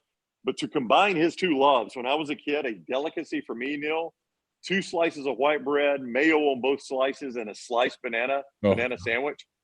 That is phenomenal. I know you hate mayo, so you're not going to like that. And I hate so good. And I hate bananas. So out of all of that, you'll only eat the white bread. Yeah. Yeah. But you're about to tell me. If you put mayonnaise on the bread, I'm not touching. I will starve to death. So here are two interchangeable condiments for me. Okay. Almost anywhere mayonnaise is useful, other than like a banana sandwich or something, I just go spicy mustard instead of mayo. I'm all for. I like that better. I love it. Anywhere you use ketchup, I go barbecue sauce. Oh. Yeah, I love barbecue sauce. Yeah, I like barbecue sauce too. Yeah. I love Heinz 57, and I'll admit it. Oh, it's good. Yeah, on a It's really burger. good. That's really good on a It's burger. fantastic on a burger. Yeah, it's great. Yeah. Or on a roast beef sandwich. So good. Oh, phenomenal. All right, last couple minutes here. I'm just curious. Alabama, assuming that the Crimson Tide doesn't get their feelings hurt on Friday night at midnight, with the Fighting Texas Aggie and the Colt. So strange. It just gets weirder by the week. It really does. That They do place- odd stuff. That place is bizarre, man. I mean, it's It really is. walking into another place in time or something. Alabama covers that line so easy, right? I mean, is there any chance either Alabama or Auburn or Georgia get challenged this week? The guy I do my show with, one of the guys I do my show with, Lance Taylor, follows the lines very closely, and he does a show on. He's even got his own service, lanceslog.com. Sorry to mention that they're important, but All give good. a little shout out. He seems to think Auburn can keep that one closer. Then he thinks Auburn could play inside the Vegas line. I think he might think that about A&M too. I don't see it. A&M doesn't run the ball particularly well. Don't get stuck in their rush numbers, because the last two games, Isaiah Spiller's hit a home run ball. And if you take that away, they have struggled to run the ball consistently. Yeah. And their quarterback plays atrocious right now. Calzada is not ready for prime time. He's been shoved into this because of the Haynes King injury. Their offensive line is bad. I don't see it. And nobody stops Alabama. I mean, even the best defenses they go against, it has been, I don't have it in front of me, but they're going for the record, I think. 35 consecutive games, Alabama scored at least 31 points. And Wow. these games, and Alabama has not trailed, Neal. Think about this now.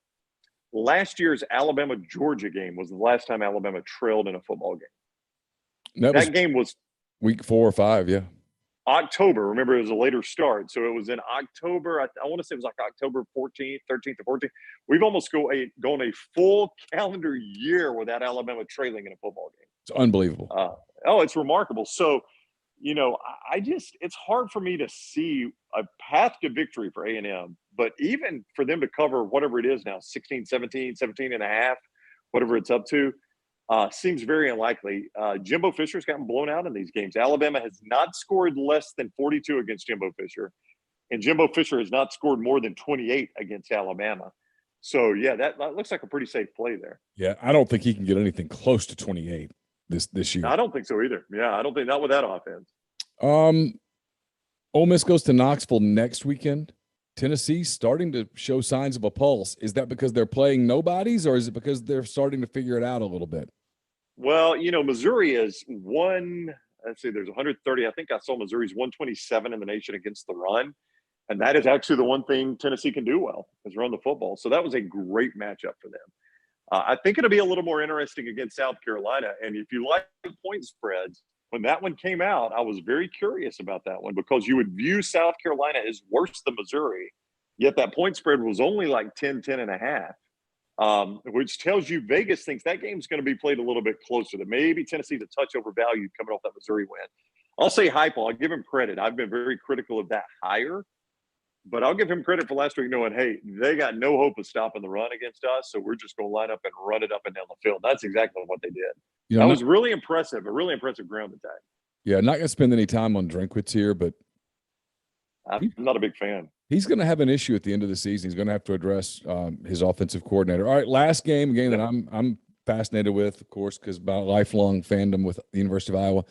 Iowa and Penn State. You've seen Penn State a little bit against Auburn. This has all sorts of playoff ramifications. Yeah. The winner on this is locked into the number 3 spot in the national polls at the worst. What do you anticipate happens in Iowa City other than just goodness? As an Iowa fan, I'm sure you know that if you can get past this one, the schedule is very favorable for the Hawkeyes. I mean, they may not see another ranked team. Now, that Nebraska game at the end of the year, Nebraska's getting better and better. So that could get a little trickier. But they're not going to see another ranked team to the Big Ten championship if they can get past this one with a win. So there's a good chance Kirk Ferentz and Iowa's undefeated at the end of the regular season if they win this game. I think, honestly, and I hate to insult your Iowanness, but I think both these teams are a little bit of a house of cards. But I think Penn State's more of a house of cards than Iowa. I like Iowa in this one. They're favored by 2. I like them running that football. Auburn was able to run the ball on Penn State, so you can move the ball on the ground on them. That's what Iowa does. They play good defense and they run the ball. I think I like Iowa in this one. I'm with you. You know, we started this segment talking about popcorn. We'll just end it talking about corn.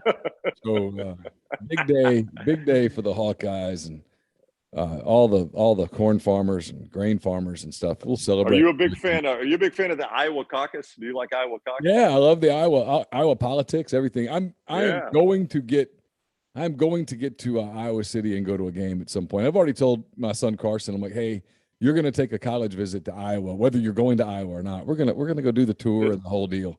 Yeah. There's no doubt, though. He says what? He just looks at me like I'm an idiot, but I think he's now in on it. Like, okay, well, we'll go look at it.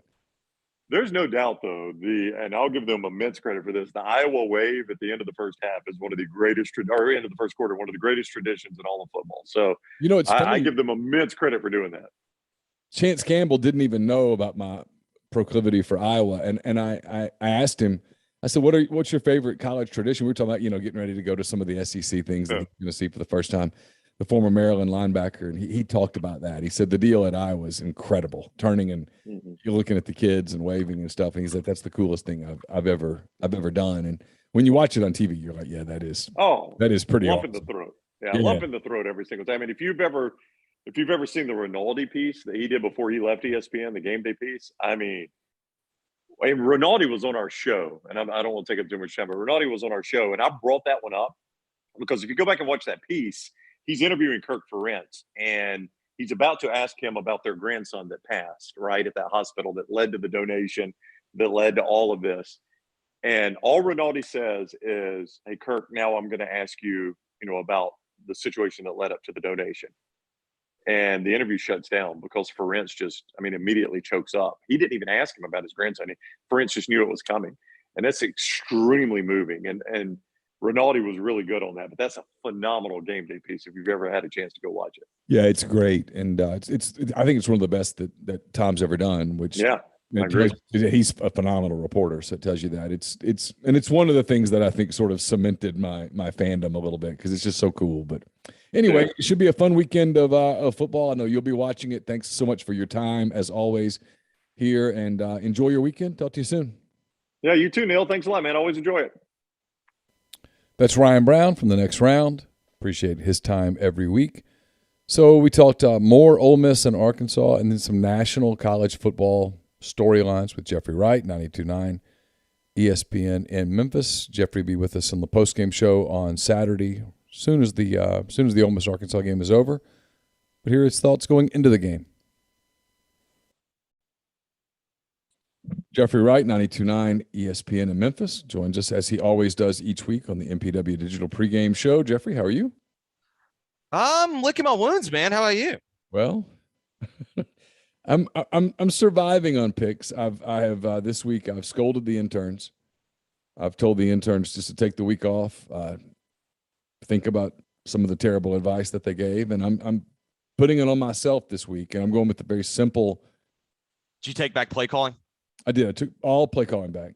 And as long as it works, I'll take credit. If it doesn't work, I'll figure out a way to put it back on the interns. Mm-hmm. I mean, hey, I learned something from covering the greatest play caller ever as long as they were winning. Mm-hmm. Did you have a really good plan on third downs?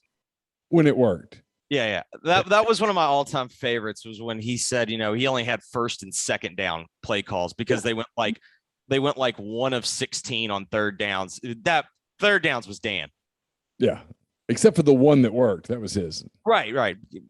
Of course, that was like a reverse pass. Right. There's so big a part of me that wants to live in a parallel universe where Jeremy Liggins fumbles on second down. And I don't want that for the Ole Miss people because they deserved that win and the whole KD and everything. But there is a little weird part of me that can't help but think, God, how different would it have been if driving down the field, ready to go win that game, Jeremy Liggins fumbles on a second down. In the best game Bo Wallace ever played. You took the ball out of Bo Wallace's hands. The best half Bo ever played, certainly. You took the ball out of Bo's hands and put it in Jeremy Liggins' hands. I mean, I actually thought the next year was more aggravating because You're right. Bo was hot that day, but Bo was a limited player at that point in his career. Like his career is completely different from that Tulane hit. Yeah. But on that particular day, in the second half of that game, he was. What about when he would fantastic. take the ball? My favorite was when he would take the ball out of Chad Kelly's hands, and either run Liggins or run Ryan Buchanan on the field, and then he said, "Well, Chad's not comfortable under center," but I went back and I was like, I'm pretty sure he was the quarterback. I went and found the play where they would run the muddle huddle and Chad would go up under center and they try to pitch it out quick, sneak him just like they did against Memphis when they had 9-on-2. And he said afterwards, we had the numbers. Matt Nagy, same thing. It's not just you, but his reputation is just mind blowing to me. But anyway, on the picks, I'm going to trust I'm just going to follow my gut this week, gut, heart, and go. I'm not going to think. Well, here's the problem. I don't feel like I haven't been aggressively bad, but it's just like treading water. And it's no different than gambling. I haven't had the week where you go 3-10 or, betting, let's be real. I haven't had the week where you go 8-21. It's just everything has either been one game over, one game, 2 games under. It's just kind of just consistently there. And it's you keep holding on and holding on. It's do I keep doing this strategy and eventually you're going to, pop one, if you will, or do you just sit there and go, you know what? There's some teams that you can trust and there's teams you can depend on. Do you just sit there and trust your eyes? And there's an element of that for this week, but then that's the week that you just get burned because eventually, the numbers, they have to make numbers so big and whatnot. All right, so let's go here. What do your eyes tell you on Arkansas +6 at Ole Miss? I'm trying to not overreact too much to what I saw last week. Yeah. And I think most people would think that if I make that statement that I'm referring to Arkansas. I'm not. I'm referring to Ole Miss. And yes, Arkansas applies here, obviously, because you can't get around, a 37-0. But to me, there's 2 key differences here. Number one, Ole Miss, the game got off script because of what Ole Miss did. Ole Miss got the ball first. We even talked about it last week. We thought the thing that they needed was to get the ball first and kind of set the tone. Well, they got the ball first and they had a good drive going. We discussed it on Saturday night. It wasn't an easy drive. It was a grind. Well, you had 2 ridiculous catches. They got behind the sticks often, and it became very apparent early, they are not going to be able to run it at all. Yeah. And that's the problem. If you cannot run it, they have 2 choices when you can't run it. Either A, sit there and go, all right, well, we still have Corral, and let's put it in his hands. Or stick with it, and eventually we'll scheme him out of it. Well, on the latter possibility, I think we saw what happens if you don't scheme him out of it. They did, I guess, give him a little bit of credit. In the second half, they ran the ball better. How much of that was, going to Parrish? How much of that was Alabama maybe letting their foot off the gas a little bit? How much of that was maybe not even necessarily letting your foot off the gas, but more or less, all right, we're going to maybe we're going to lay back a little bit. They have to score we're going to have to make him long drives, whatnot. Don't give him a big explosive play and let him, get back in it quickly. Let's make him have to drive the length of the field because we already have so much of a lead. The other alternative is putting the ball in Matt's hands. And while you're never going to hear me argue against that, I do think part of the reason why Corral has so much success is because of their offensive philosophy, which is spread out the entire field, make the safety declare one way or the other. It's very easy reads. And that's what allows you to play fast. And that's what allows Matt to be so decisive. Well, now if you're taking away essentially the read aspect of it and we're predetermining it, football coaches are dumb, but they also like see this every single week. If they see that you're throwing on first down every single time, well, they're just going to sit there and go, all right, well, let's get into a cover 4 shell, keep everything in front, and let's start getting into some passing lanes. Well, now Matt, who's been great with the football, I'm never going to be the one with, well, he's still, this is the national narrative. Oh, he's still got the turnover bug in him. He really hadn't this year. I mean, 10 touchdowns, no picks. And even the turnover last week, I immediately exonerated him from that. Like that was his fault. No, that wasn't his fault. I mean, he got hit. And so, everyone wants to do that. He's always got the turnover bug in him. I don't necessarily believe that.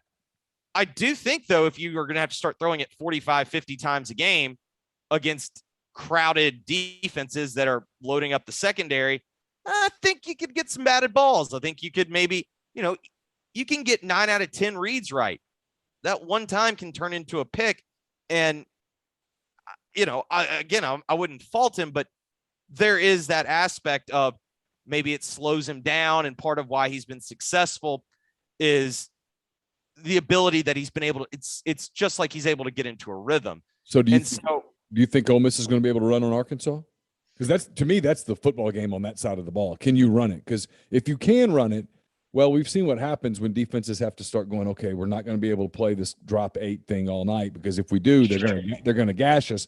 And then once we come up a little bit, then you can go over the top. If you play the 8, the shell, basically like Alabama did, if you do a lot of that, there is no deep ball. There is no Mingo anymore. You've lost another weapon. So if you can't run the ball against Arkansas or anybody, Tennessee in a week, LSU, Auburn, if you can't run the football, this receiver core is, unless somebody emerges, it's going to be tough to do some of the things that they really want to do. Yeah. I'll be honest with you. I have my doubts. And before anyone accused me of being overly emotional about what he saw last week, don't get me wrong. Alabama I was surprised at how much better Alabama was than Ole Miss, because honestly, offensively, Alabama was the two glaring differences. I didn't really feel like Alabama's skill guys were that much better. I mean, Robinson was probably better than Ole Miss's tailbacks, but honestly, if Robinson was running behind Ole Miss's line, are we thinking that? Yeah, it was to me that the difference was the line of scrimmages. Yeah, I mean, Robinson ran through the guy on Twitter that makes fun of defenses when they screw up. I can't think, Coach 30.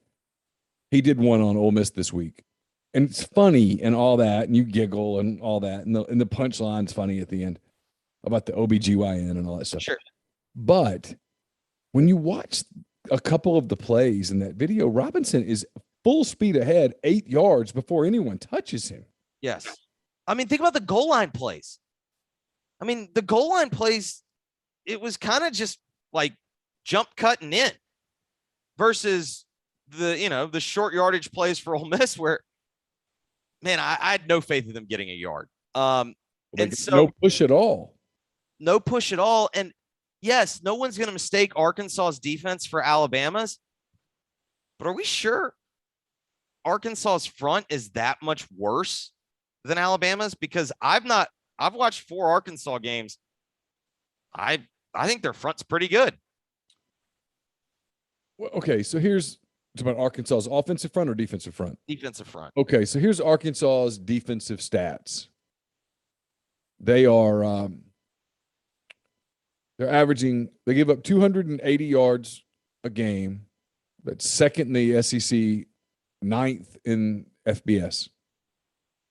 They give up 150.2 yards per game on the ground. That's 11th in the SEC, 81st in FBS. They give up 190. Let's see. I'm going to make sure I read this right. They're giving up 129. Yeah, 129.8 yards per game passing, which is second in the SEC, second in FBS. So statistically, the way to beat them is on the ground. And that's why I maintain, and I know they've played Rice and they played A&M. Yeah, so A&M I can't throw against anybody, but you know what you see, and that is if you can run against them, you're gonna have a shot. If you can't, because Georgia beat the hell out of them on the ground, but if you can't run against them and you get into a bunch of third and longs and stuff against a Barry Odom defense, it's probably not going to be a great day. Yeah, so if you want to give the encouraging side of it, the team that profiles the most similarly to Ole Miss from the numbers that I care about, which is usually yards per play, points per drive, success rate, both sides of the football, offense and defense. It's Texas. And while everyone's going to go, well, Arkansas beat the hell out of Texas. Well, yeah, they did. With the different, but in the second half when Casey Thompson played, it was a 24-21 game. Yeah. Now, that doesn't – it's the same thing applies. Like, hey, Arkansas built the lead. Like, that half counted too. But what I took note of is that when you look at the numbers that, like, drive to drive, points per drive was 3.47, which profiles very much with what Ole Miss's average is per drive.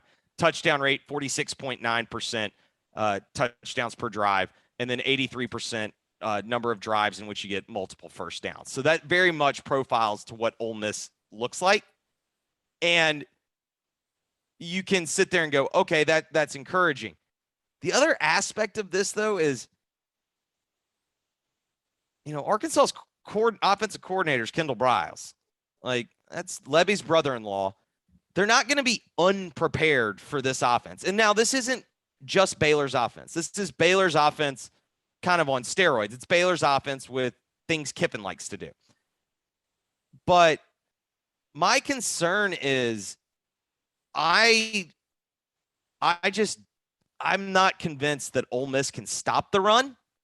And I'm not convinced that Ole Miss is going to be able to run it on them. And in the end, when everyone wants to do the whole, well, Arkansas is one-dimensional.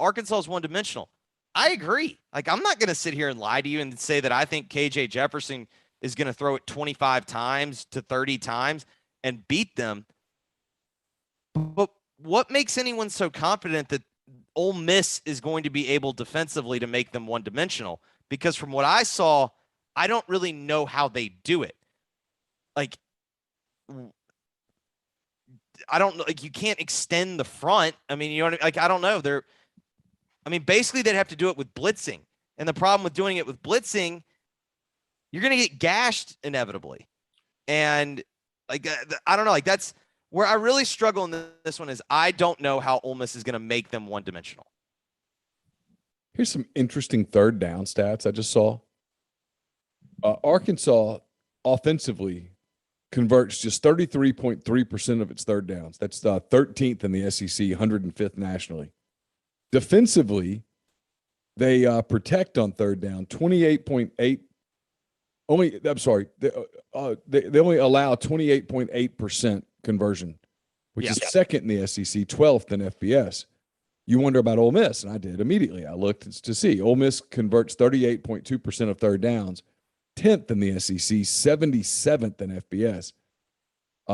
Defense, Ole Miss is 34.5% converted against them, which is 7th in the SEC, 43rd in the FBS. A lot of this, there's this perception that Ole Miss's defense has been atrocious in third down, and it's not really the case. It's been their offense and their ability to convert third and shorts, their ability to go get that 1 or 2 yards. Well, and what we saw last week, Ole Miss had gotten away with it through the first 3 games because their third down conversion numbers weren't great. but they were great on fourth down. And so they kept the drives going that way. What we saw last week was, okay, they went for it on fourth downs and they didn't convert, and then they come up empty. So for me, though, the bigger issue is I'm just trying to think, okay, it's obvious to me like how you beat Arkansas. It was very obvious what Georgia did. They set a solid edge, and they didn't let them get it outside, and then they have two monsters in the middle. What part of Georgia's game plan is repeatable for Ole Miss? Yeah, that's the thing to me. So much of what Georgia did to Arkansas, Ole Miss can't repeat. They don't have the bodies to do it. They don't have that linebacker core. They don't have that defensive line. They can't do that to. In fact, if you're Ole Miss and you're spending too much time watching the Georgia film, you better be careful. I do think they can watch the Texas A&M film. I think they can watch the Texas film. They can take some things from that. I think they can watch the Rice first half. Yeah, for sure. Because Rice kind of dominated the first 2.25. Yeah. Two and a half quarters of that game before Arkansas sort of dominated the last part of the third quarter and the fourth. Yeah, and before anyone thinks that like I'm just going overly negative and that I think this is an Arkansas rout, I don't think that. What I think is this is just going to be kind of a close football game, which is, I mean, in my lifetime, it's kind of what this game usually turns into. There's been a few blowouts, one way or the other, but in general, it usually ends up being a pretty close football game. At the end of the day, I think Ole Miss wins this game. I've always thought Ole Miss wins this game. I am curious after watching what Alabama did to Ole Miss. I am curious, can Ole Miss protect Matt Corral? Can they give him some time to do some of the things that obviously he can do? If he's Can someone get open? Yeah, well, you talked about that last week, and it turned out to be – it's where I was going. It turned out to be prophetic. Ole Miss had a hard time getting receivers open against Alabama, and then some of that was they didn't have any time. I am curious to see against a good Arkansas secondary, and their secondary is absolutely good. Catalan's one of the best players in the league. They've got a bunch of guys that have played for a while. They've got some athleticism at corner. I am curious to see, can Ole Miss just get somebody open naturally, or does everyone have to be schemed open? Because if everyone has to be schemed open, and correct me if I'm wrong, you do have to have a little bit of time for that to progress. And that's where I go back to, can Ole Miss protect Matt Corral against Trey Williams and this Arkansas defensive line that has been able to win a couple of games, Texas and Texas A&M, in large part because of their ability to get pressure with three, allowing them to do so many of the things in coverage that Barry Odom loves to do. So to scheme someone open, you need time against zone. Against man, you can oftentimes do it with motion and with rub routes. Obviously, sure, they're not pick plays. I'm not an offensive guy. Arkansas is going to play a lot of zone. But Arkansas plays almost exclusively zone. I mean, I can look it up. It's something like 80-something% for Arkansas on what type of coverage they play, and I presume the other 20% is either goal line plays or goal line plays, blitzes but in general, like their base defense is going to be zone. I mean, they're going to play the, 3-man front, and they're going to run a guy at you. I'd like to say yes, and maybe it's just possible that, hey, we said Alabama's secondary is good, and that Ole Miss's receivers are going to have a tough time getting open. I'm willing to accept that, and I'm willing to watch it this week and to kind of expand my opinion. But I'll be honest with you right now, what I think a bigger issue is there's no Elijah Moore out there. And there's no guy that, basically you've got to roll multiple guys onto, and they have to pay attention to him. Oh, by the way, I haven't seen anyone on this team that can get doubled and still get open every single time like Elijah can. And now you're down one of your top 3 receivers. And we've already seen, as y'all documented on either the Tuesday or the Wednesday show, with Braylon Sanders, the plays are starting to mount up, man. Oh, a ton. 70 snaps when I presume of those 70, 40 or more, you're just running straight go routes or close to, you're running deep routes. And, Drummond, Drummond's basically on the field every single snap. And now you're trying to find that extra guy. And now you're having to dip into more inexperienced guys. There's also the flip side of this in that typically you're not going to commit the type of penalties that they committed on last Saturday at home. Like you're going to be able to get lined up better. You're going to be able to keep it cleaner. But we've seen at home this year, Ole Miss has had problems doing that. And now they're getting younger in the receiving core. Typically that doesn't mean that you get better. So, I mean, just kind of the way that in general that I see this, I just kind of think this is going to be a game where it's going to be fairly close the whole time, because I think Arkansas is going to make Ole Miss drive the field. But we also saw with Texas, you can drive the field on them and quarterback run's going to give them problems. Yeah. And I think Ole Miss is going to be able to score. But I think everyone does the idea of, well, even with all the turnovers last year, they were still able to make it a football game. Well, Arkansas is a lot better than they were last year. Their offense is basically, even with the shutout from Saturday, when you total their numbers, they're still better in points per drive, offensive points per game, yards per play,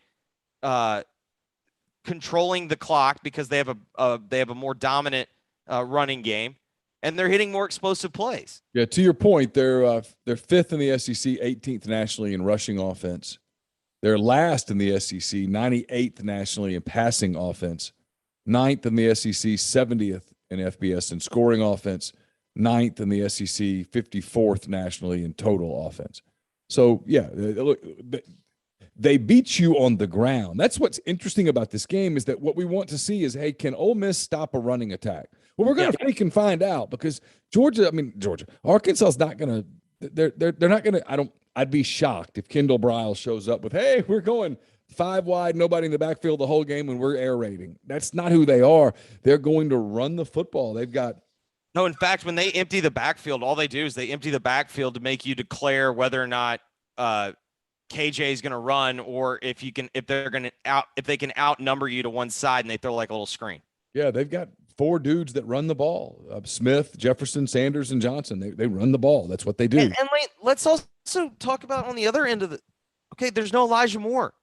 The leading rusher last year in this game was Jerrion Ely. And there's a decent chance he's not playing Saturday. Like, well, he hasn't been, even when he has played this year, he hasn't been particularly effective. And so, and now maybe I think he had a really bad game on Saturday, and I know he played limited amounts, but I think he was bad. Like, he was straight like the first drive of the game. I'm not even talking about the 4th down play. The 3rd down play, if he just extends the football, he gets a first down there, and the 4th down thing never happens. And then he did a really bad job on the speed option. Now, also I'd add on the speed option play on the 4th down, Alabama baited them. Alabama made it look like it was going to be, they were going to have numbers, and then they rolled everything. Like they made it look, I think they knew exactly, hey, this team on this play likes to run speed. And then they rolled everything over the top, and they made it look like they had numbers when they didn't. But maybe this is an addition by subtraction, because Henry Parrish has looked very good. Yes. And I have no idea. Again, I'm not in practice. I don't know every single second of every single day. Like, I don't know why Snoop Connor is in the doghouse, but he does not appear to be a priority for them, except in like certain packages. But maybe it's a situation where without Ely, you got no choice. You got to play these 2 guys, and maybe that works better for them. He needs to play more, a lot more. I don't think there's any question on that. I take it you're picking Ole Miss, but close? Yeah, I think I had it 35-31. Oh, which is right at the over-under, too. Yeah, I mean, I just kind of think, I just kind of see that game. I give Ole Miss credit for being at home, and I think in the end, Corral, in this type of game, when I think the teams are relatively even. Now they're even in different ways. Like it's not like, oh, you can interchange the parts, but I think these are two even teams. I'll take the quarterback. All right, let's get your thoughts on just a handful of other games around the country, including in the league. Oklahoma, Texas is kind of interesting. You mentioned Texas. They got beat pretty soundly in Fayetteville, but they played well in the second half of that game, and it turned out to be something because ever since then they've played pretty well. They have. Last week was concerning to me. In that TCU game, TCU gave it to them, and I basically had Texas, and I think I had the over. I think Texas. If you look at Oklahoma this year, the biggest difference between them this year and last year is the fact that they're not, or 2 years ago, really. Rattler, I don't have the Rattler gene. We've established that. In fairness to the young man, he hasn't really been as big of a problem as the fact that because they can't run the football as well, they're not getting the big shots, the big wide open shots that they were used to getting, and the big explosive plays. Well, they started to run the football better last week against Kansas State, who's got a pretty good defense. And then you look at it, they didn't punt last week. I think those two things are related. Now, he threw a bad pick, but still, for the most part, they were pretty good. And then you look at Texas defensively, like they're just not good at getting you off the field. And I just think this game's always weird, and it's always like it feels like Oklahoma loses this game and still makes it to the playoff like every other year. I think Oklahoma's better. Yeah, I do too. I went with Oklahoma. I laid the 3.5, and I'm excited. And Oklahoma's defense has actually been pretty good. Like, yeah, or otherwise they'd be in trouble. I'm excited about this being an SEC game. I think this is going to be an awesome. I'm pumped about Oklahoma and Texas joining the league. Can they stop playing this game at the Cotton Bowl? Like, why not? Like, do the fan bases not want to see this game every year at their place? Like, that feels like they're so. I read a story about it today. They're so ingrained with Dallas on this game and having it on this neutral site, and it's been a big tradition to have it at the state fair. And I think they're going to try to keep it there for an indefinite amount of time. I mean, I kept waiting for them to move it to like Jerry World even. Sure. But they want to play it at the state fair. It's the whole tradition of it. I mean, and I'm not saying like, hey, welcome to our place, but I would just think that if I were a fan base, like I want that game at home every other year. Yeah, it's like if I'm Arkansas, I want Texas A&M at home every other year, but they like playing the game in Dallas. And I mean, they still play a game in Little Rock, so I mean, yeah. Oklahoma has a huge alumni base in Dallas too, so it gives you a game every year at home. It gives the students a trip and all that stuff. Penn State and Iowa. I mean, I keep waiting every single week for Iowa's offense to bite them, and it still hasn't. Now, we're awesome. Don't get me wrong. We're really good up front. I'm an Iowa guy through and through. This feels like Penn State's going to be like in the end, like Maryland. How many times have we seen 3-0 Maryland have a big game and then that result happen? Like, you know what I mean? Like, I feel like that's about every other year. Like where when before, like that game happens. I don't want to read too much into Maryland other than a lot of people were saying, hey, Maryland's got a real shot in this game. And I watched the line of scrimmage in that for a quarter, and it was like an absolute mauling.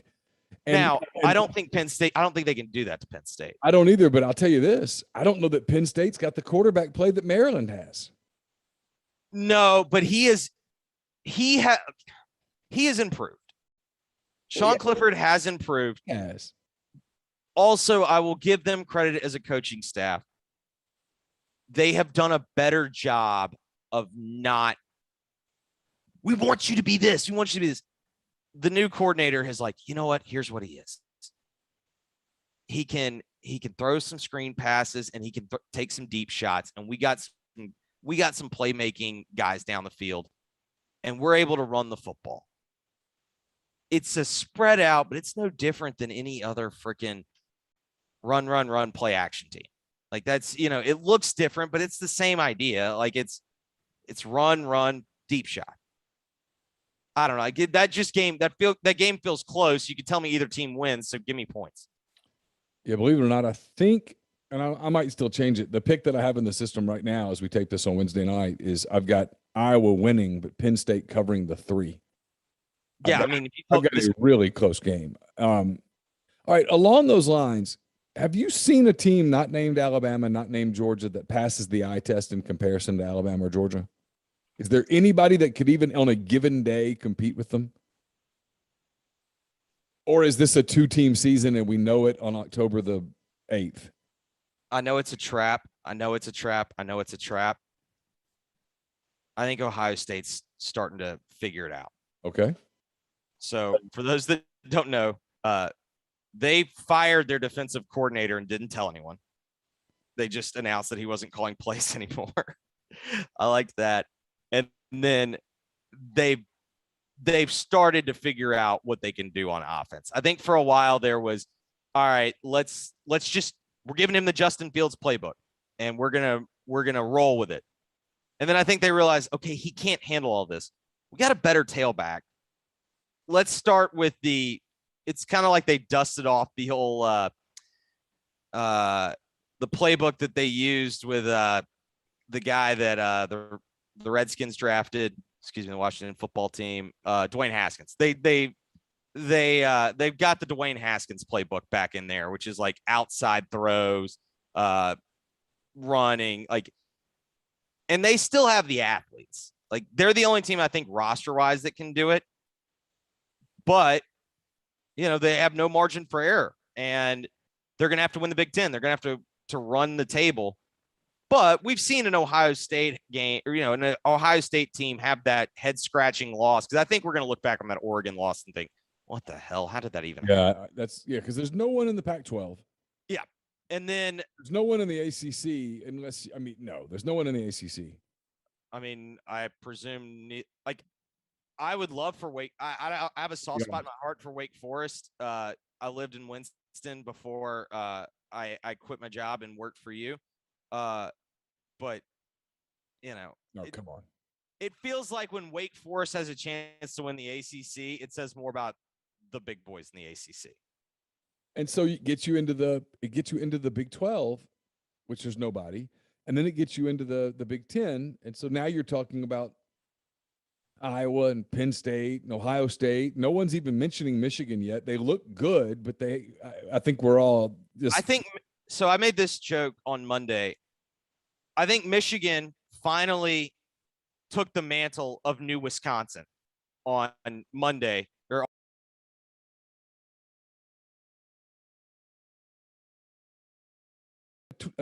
The SEC is only going to have 2. Season is going. So I'll make the case for it being good for college football. Okay. We're headed on a crash course for another SEC getting 2 teams in. Oh, yeah, for sure. And the best thing, I think we all agree, I know we're SEC guys. In the end, you have to sit there and hit these dumbasses on the head and be like, just because the 12-team playoff is good for us doesn't mean it's bad for you. In fact, you are supposed to be an academic and a higher thinker, and you're supposed to see this whole picture. This isn't working for you. Well, it's funny because there's this thing about, the SEC is going to have all these teams in the playoff. But if we were to do this today, like projecting where this season is going, right? And you say Georgia and Alabama are going to be 12-0. They're going to play each other in the SEC championship. The winner's going to be the 1 seed. The loser's going to be the 3 seed. Are we sure about that? No, but let's just say that. All right. Maybe I think they'll be the 2. Maybe it's the 2. Whatever. Yeah. But yeah. The 2 or the 3. They're not going to make them play the next whatever. The winner's going to play in the 1-4 game, and the loser's going to play in the 2-3 game. That's correct. Whether they wear a white jersey or a red jersey. Exactly. Immaterial. With the diamonds. Yeah. The rest of the league, like as of today, I guess you could make a case for in a 12-game deal. If Kentucky went 11-1 and the only loss was at Georgia, maybe. I guess if you said, okay, well, we're gonna really go bold here, and let's say that Ole Miss beats Arkansas. No, it doesn't even work because Auburn loses to Georgia. Auburn loses to Alabama. You're not going to get another two. The SEC is only going to have 2, maybe 3 in a 12-team because they beat each other up so much. Yeah, but don't you think And this if is it's a 16 team, Cincinnati gets in a 12 sure. team? Yeah, no. But like, if you look at it, essentially they're pissed because it got done behind their back. And they're mad. They're mad. So they had to make it look like they were doing something. They want to take their toy and go home, and they want to sulk. But at the end of the day, the 12-team playoff is much better for them than the 4-team because the 4-team, half of the field every year is going to be the SEC. I agree. I also think there is one other additional element in this. And there's also an element of not just stick it to the SEC because, as I pointed out, Greg Sankey's not lying when he says 14 playoffs work pretty good for us. I mean, they get 50% of the field. Yeah, it's worked pretty well for us. There's an element of ESPN. They're just doing the, they want to control it. We want to take it to the market, and that's fine, whatever. How the hell can we not figure out how to take this to the market sooner? Like, somehow the NFL finds a way to get new deals done. Like, the ability of college people to sit there, college athletics people to sit there and go, well, we just can't get it done because the contracts are meant to be broken. Figure it out. Yeah. Like, I agree. I agree completely. Figure it out. So I do think watching the SEC essentially not only have 2 more teams in the playoff, they're both going to win their playoff game and they're going to play in a championship game again. Like everything, usually that's what lights the fire is, well, we've got to figure out how to get, this will be another time in which Pac-12 is not going to get anyone in. I think it's like the ACC is definitely not getting anyone in. I mean, Neal, we haven't even played out this scenario. What if Kentucky loses to Georgia and goes 11-1? Or what if Ole Miss goes 11-1? With the one loss being at Alabama. Or I think they'd have a legitimate chance to be the 4. I mean, and then like on the flip side of it, it's like, I still think whoever wins, I applaud every freaking freedom fighter that's Cincinnati deserves to be in. Cincinnati deserves to be in. Okay. But like, let's keep some reality. Unless the Big Ten ends up with a 2-loss champion, which when you really play it out, it's not that likely. Someone's probably winning with 1 loss. Yeah, a 12-1 Penn State, a 12-1 Iowa, a 12-1 Ohio State as a Big Ten champ is making the playoff. Correct. And then if Oklahoma, if they go undefeated, they're not getting left out. And then on top of that, the league sucks. If Oklahoma or even a 1-loss Texas with the 1 loss being at Arkansas early in the year, let's say they run and then with a different quarterback, there you go. They'll find their spin. They get in. And I just, and because if you're the networks, who do you want? You want Texas or you want Cincinnati? You want Cincinnati or you want Oklahoma? Well, and the other thing is, come on. I think the American's not good this year. I'm not convinced that Cincinnati's running the table. That offense is flawed. And, SMU's got flaws, but you tell me if Tanner Mordecai comes out and their first 4 or 5 possessions, they put up 28 points. All of a sudden, Cincinnati's in a game they don't want to be in. Yeah. I mean, I do think that it does have this feeling of, back in 2007 when it was Alabama and LSU on that collision course. And then, you had Arkansas at like 10-2, but their 2 losses were like by a combined 100 points. Like, yeah, there's an element of that. But the only thing I would push back and disagree with you on a little bit that you're saying earlier this week, like, yes, in terms of determining a champion, it's, fairly academic at this point. My biggest problem in the 14 playoff era is not necessarily how we decide the champion. My biggest problem is I think in this brief period of time, college football has never gotten further away from what it actually is. And what I mean by that, and I think Chase made the point or something, like, you are lucky in that it is a sport where expectations are a part of it. Yeah. And that, you know, if you're Ole Miss and you go 9-3, most people are high five. Pretty damn good year. Yeah. If Kentucky goes 10-2, people are like, high five. Pretty damn good year. Man, wasn't that fun? Sure. The problem is this 14 playoff, and ESPN is at fault. Who's in? Who's in? Who's in? Who's in? Who's in? That's never really been what the sport is about. Right. Like, the sport is, for God's sakes, until what, 1997, we didn't even have a championship game. Like, it was never about that. It was about playing. For Ole Miss, it was all about returning to the Sugar Bowl. Remember? Sure, it was the winning your conference. Yeah, of course. Was the thing. Like, you Making know, a Rose Bowl out of the Big Ten, out of the Pac-12. You wanted to rivalry go to the Rose game. Bowl. Yeah, of course. Rivalry games. And so now everything has become, how does this affect the national landscape? And it's like, okay, I understand that, and I can discuss that as much as anyone, but it's like, that's not what makes this thing a sport.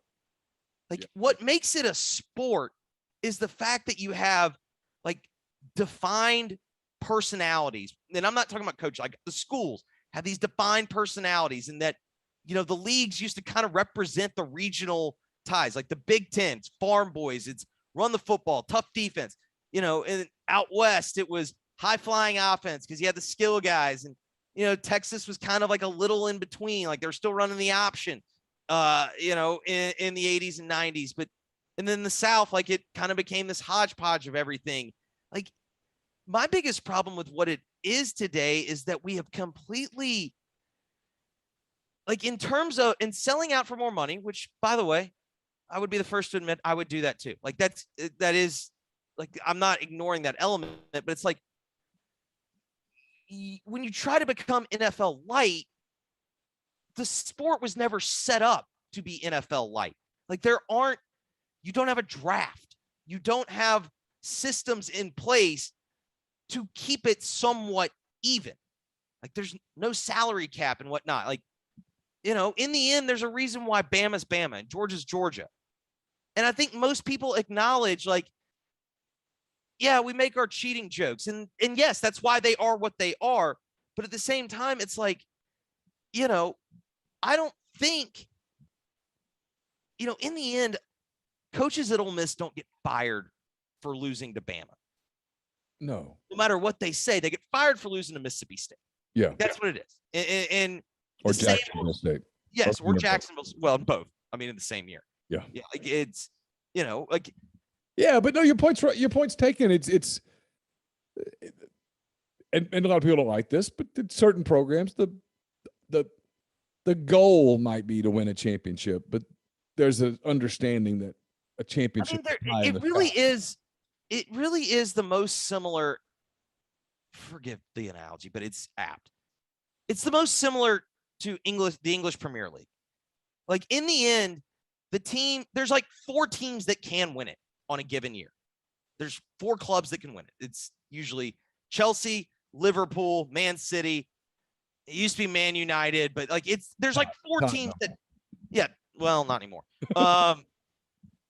Kane wants out. But there's, like, you know, there's 4 or 5 teams that spin to the level that makes it competitive. That allows them to win. Yeah. But, you know, every 10 years, Everton beats Chelsea, or Everton beats Man City, or meets Liverpool. And, you know, it's like, it's a sport. Like, it's a collection of, like, it's part of their culture and everything. And that is what this is. Yeah. And, like, I just feel as if when you're trying to make it the NFL, you're just never going to be able to do it, because the NFL is just its own thing. Right. And when you try to be diet NFL, it tastes like ass. Yeah, the NFL is built around parity, and college football's not. There's a draft. No, it is, though, as we've learned this year. Yes, of course. Speaking of parity, last thing, 2 years ago, Ed Orgeron was on top of the world. Does he lose Saturday night? And if he does, is that it? Does Kentucky feel too obvious here? I'm not going to overthink this. I've watched Kentucky play. Kentucky can run the ball. They can't stop the run. Yeah, Kentucky's better than LSU, and they're going to win the game. I mean, I don't know how he keeps his job. Like in the end, he's not going to make next season. Does he get fired this season? Oh, well, I mean, I think so. Yeah. I mean, it's either a matter of, I think the question is, does he get to sit there and take that ass beating from Alabama? I think Alabama's the first game that another coach is coaching. Because in the end, like that's to me, the bigger question is, does he get to sit there on the sideline and watch that ass beating? And honestly, if I'm someone at LSU that truly wants him gone, I do whatever I can to let everyone in that room and say, I want every single person to watch this. And let the interim coach against Arkansas the next week. Yeah. I want every single person to see this and watch the difference between that guy and this guy. And that guy. Yeah. Jeffrey, as always, man, thanks for the time. All right, man. Talk to you on Saturday night.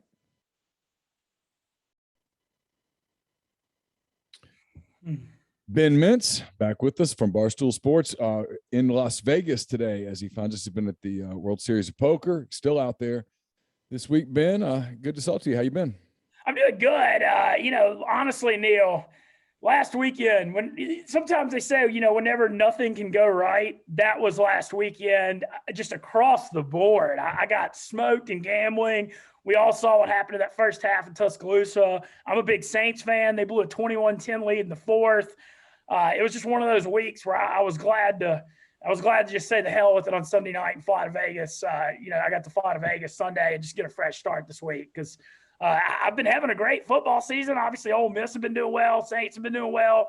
I'd won money gambling every weekend until last weekend, and then I just But, new week ahead, and that's part of the deal. Let's dive right into this one because there's not a lot to say about Ole Miss, Alabama. There's not a lot to say about Georgia, Arkansas, and the two teams that kind of took it on the chin last week. They face off on Saturday in Oxford. It's an 11 a.m. game, obviously, and Ole Miss is about a 6.5 point favorite, maybe even up to 7, depending on where you're looking. What are your thoughts on this one? Where do you start?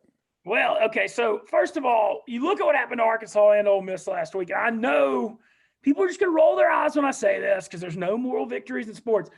But Ole Miss showed a hell of a lot more in the second half, scoring 21 points than Arkansas did. I mean, I know that doesn't, you still got blown out and people are going to roll their eyes, but it's a lot different losing 37-0 than 42-21.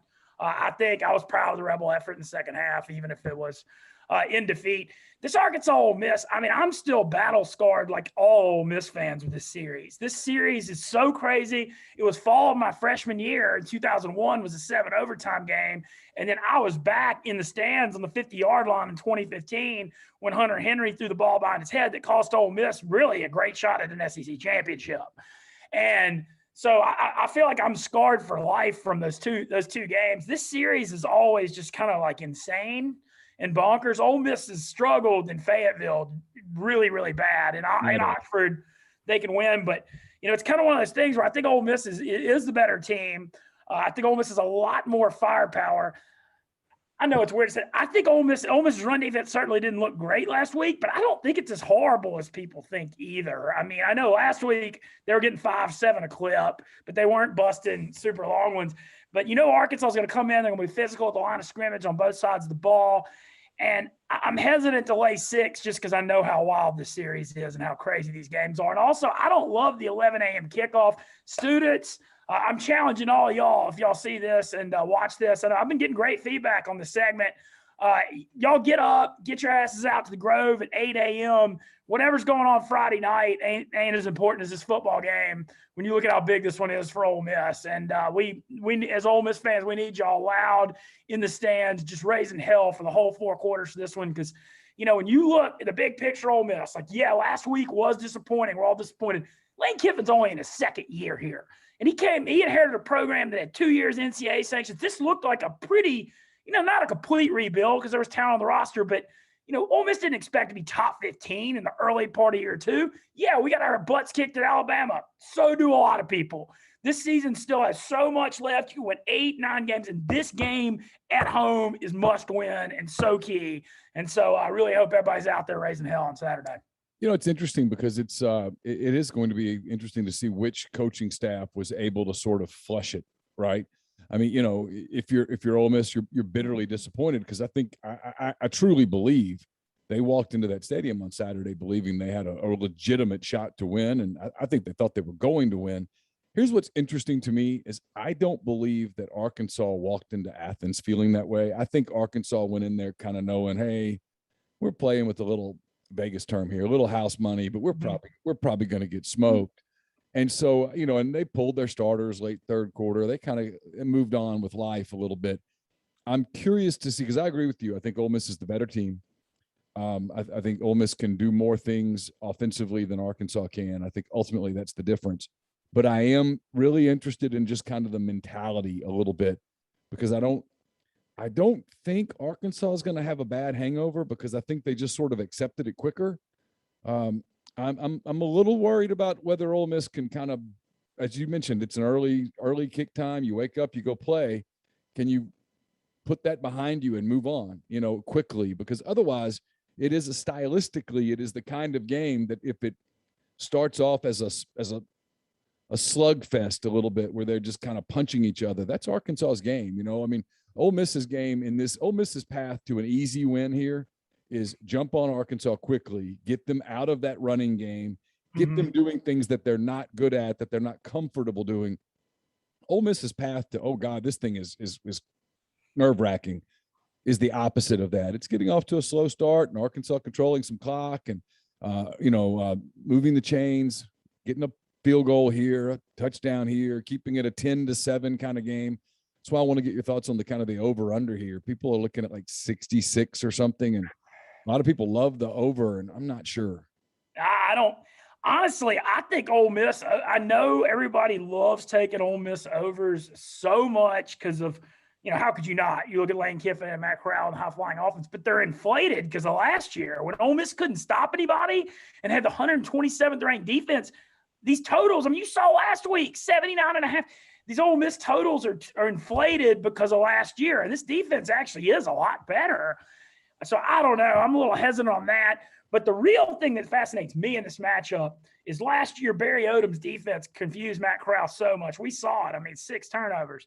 And I want to see what Jeff Lebby and Kiffin and Corral do as adjustments to that scheme that Odom threw at him last year. Because last year, we all know what happened out there. That was his worst game of the year, one of the worst games of his career. So I'm really curious to see, how will Odom adjust? What kind of scheme Arkansas runs? Will they run the same thing? How does Ole Miss? And the coordinator chess match is fascinating to me in this game. I really want to see what Ole Miss's offensive line can do with Trey Williams and that defensive line at Arkansas. It's not as good as the one at Alabama. Not many stretch the imagination, but Williams is good. And he can create problems. And last week in Tuscaloosa, Corral simply had no time to throw the football. And there is no Elijah Moore right now. There's nobody that's stepping in and filling that spot. The guy that everybody on the defense is completely panicked about. Where is 8? Where's 8? He's there. There's none of that. There's a little bit of that with Dontario Drummond, but it's not like Elijah where he's such a game breaker. So, they do have to protect Corral this year a little bit better than perhaps they did a year ago, so that some things can work in that offense. And none of that happened on Saturday. To me, that's the biggest concern from Tuscaloosa, was just how poorly the offensive line played. Yeah, I think that's fair. And they missed Royce Freeman, Royce Newman, sure. Yeah, Royce Newman. I'm sorry I said that because I'm friends with him. I know him. But they missed him. He's doing really well in Green Bay. And he stepped up really well for Aaron Rodgers. He's starting. He's doing well. I miss Royce Newman real bad. And I don't know, the front line guys are pretty solid, but the depth is still a question. You're right. They're going to get challenged this week big time by Arkansas. And, Arkansas is always tough at the line of scrimmage, both sides of the ball. I don't think this team's any different. And the thing about Arkansas, I know Sam Pittman is getting a lot of credit. If we learned anything, look at LSU right now. Coach O, Pittman's in a similar spot in that, he's kind of the leader, but he's not really an offensive or defensive guy. He's an O-line coach, he's the head coach. He's as good as his coordinators, and he's got unreal coordinators, Kendall Briles and Odom. Maybe one of the best combos in the country. And so Arkansas is extremely well coached. I like what you said, in that Ole Miss needs to jump out early here, because if this is a sluggish start and this is uneasy into the third quarter, that's not good because we've seen how the series goes. So I hope Ole Miss flushes last week. I hope the stands are packed at 11 a.m. because historically these 11 a.m. home game and home field advantage, and that's not just an Ole Miss thing. It's just not, it's not great for everybody. So I think, like you said, just establishing the tempo and early. If Ole Miss can jump them early, though, get Arkansas off track, they should be fine. But this is a tough one. I'm uneasy about it. I'm curveball here a little bit. I wrote in my column on Saturday after the game that I thought Corral's Heisman hopes were basically dead after that. That first half hurts, not him. I thought actually the more I went back and watched it, I thought Matt played great. He just didn't have any help at all from anyone other than Henry Parrish a little bit. You're closer to this from an odds maker standpoint and that kind of thing. How much was Corral's Heisman hopes damaged on Saturday in Tuscaloosa? I mean, they were hurt a lot, but they're nowhere near over really because nobody else has seized it. You know, right now you look around the country, you know, the preseason guys, I mean, Spencer Rattler's dead. DJ Uiagalelei is like 6 feet under. Yeah. You know, Sam Howell at North Carolina's lost 2 games already.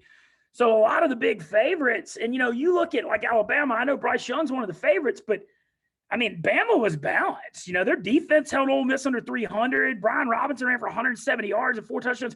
Yeah, Bryce Young played good. He was 20 of 26 for 200-something yards, but it wasn't like he had like this big Heisman performance.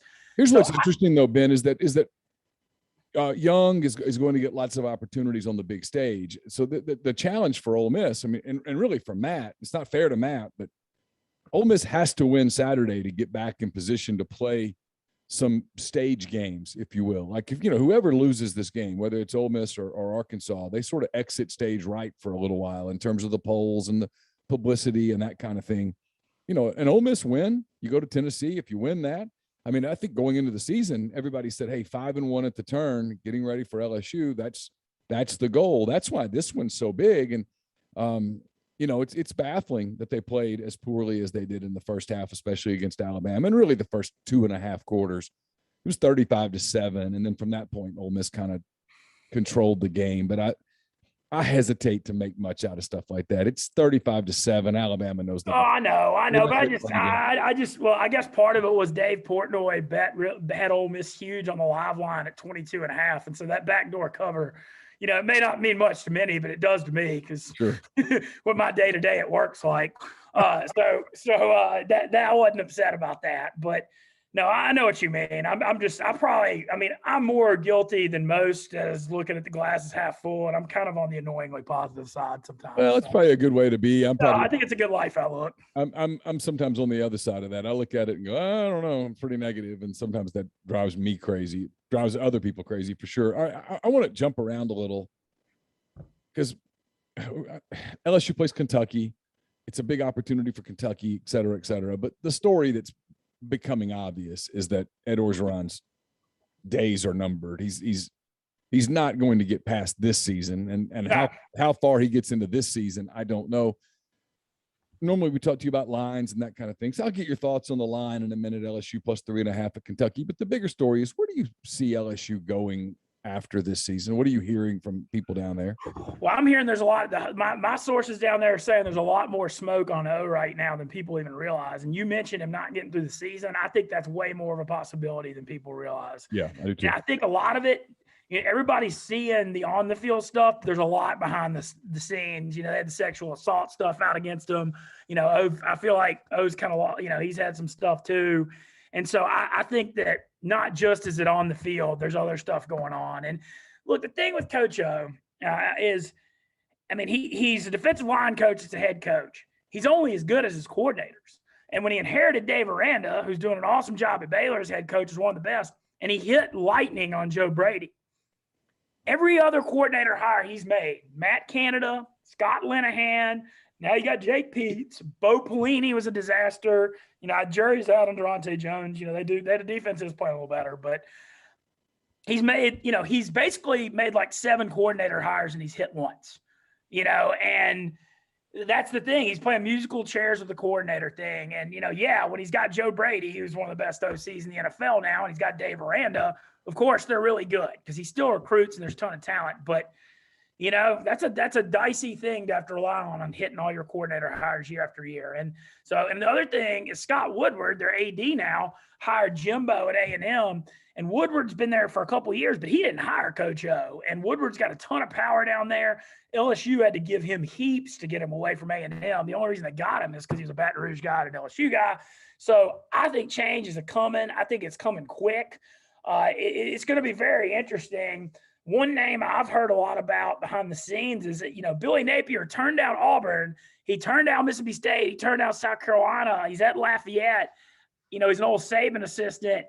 There's some people down there, some power guys down there that want him at LSU. I know LSU fans kind of roll their eyes at that, thinking, you know, we're such a big job. Why are we hiring UL Lafayette coach? But he's somebody I'd keep an eye on because I couldn't believe he turned down those SEC jobs. And so maybe it makes sense if he gets this one. Yeah, I hear his name. I hear Bill O'Brien's name. I even hear Jimbo's name, although that would be really complicated at this point with the whole Texas A&M thing. And I don't know that Jimbo's positioning himself to not be anywhere near as hot of a commodity if he wanted to be. That Texas A&M thing's kind of falling apart. Does Kentucky beat LSU Saturday? Man, I think it's going to be a close, like, you know, Florida, Kentucky was similar to this. I think this is like a 2017, 23-20. You know, I don't know. I hadn't looked at the over-under yet, but I don't see this being that high scoring. Look, you can't take LSU right now, and I had them against Auburn and got burned. Their offensive line, I mean, it sucks. I mean, it's one of the worst. They ran the ball. They're up 19-10 in the third against Auburn. All they need to do is get a couple first downs. They go 3 and out, 3 possessions in a row, and they ran the ball for 26 yards in the game. Yeah. I believe they're bottom 3 or 4 in the country in rushing. You know, I tell people this, Ben, we do this deal with LSU, and I know where it comes from. It's recruiting rankings, and I work for Rivals, and Rivals is as guilty as anybody about it. And I don't want to hang myself here, but I'm starting to think I know sometimes what happens a little bit, and it's human nature, and I get it. But they're a decidedly average team. And, yeah, they have some real talent. Derek Stingley, but he's out. Yeah. You know, Butte's unreal. Butte's a stud. He's a stud. Butte and Burks at Arkansas are game-changing wide receivers. There's no question about that. And Butte, I think, is the best of the group. He's phenomenal. But they're not dominant up front on either side of the ball. They don't do what Georgia does to you, what Alabama can do to you. They don't possess those sorts of athletes, and they usually do. LSU does, and they don't now. And frankly, it's a reflection on Ed. I mean, it's his program, and it's where it is. And I don't know that you can consistently get kids to want to play. You know, that in that environment. I'm like you. I hear a lot of Title IX stuff still behind the scenes, and there's just a lot there. And I think it's chaotic in the background. I really hope, I hate to even say this on an Ole Miss show, but there's a lot of people who want Kiffin down there too. And I don't even want to even think about that.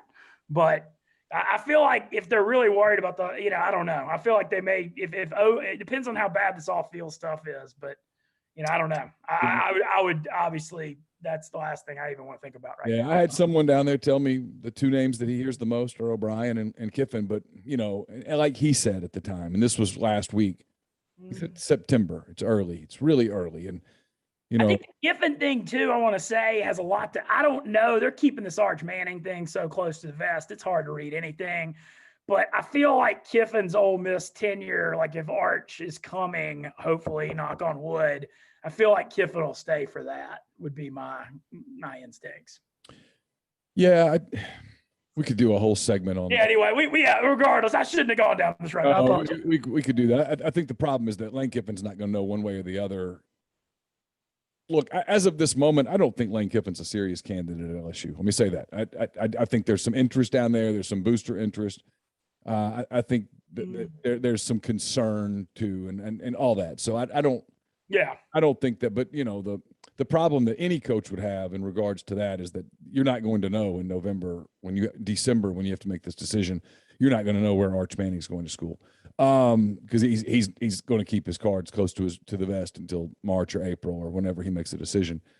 Where else did I want to go? I wanted to get your thoughts on. Are you putting any stock into the way Tennessee's playing, or is this Tennessee just benefiting from some spots on the schedule? I feel like the offense is Heupel's doing a good job. I mean, they're moving the ball better than I thought.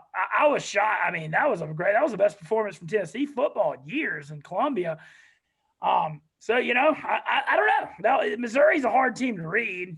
They're really flaky week to week, but that still was a strong showing. I mean, they came out and scored with like 42 points the first half or something. I mean, it was pretty impressive.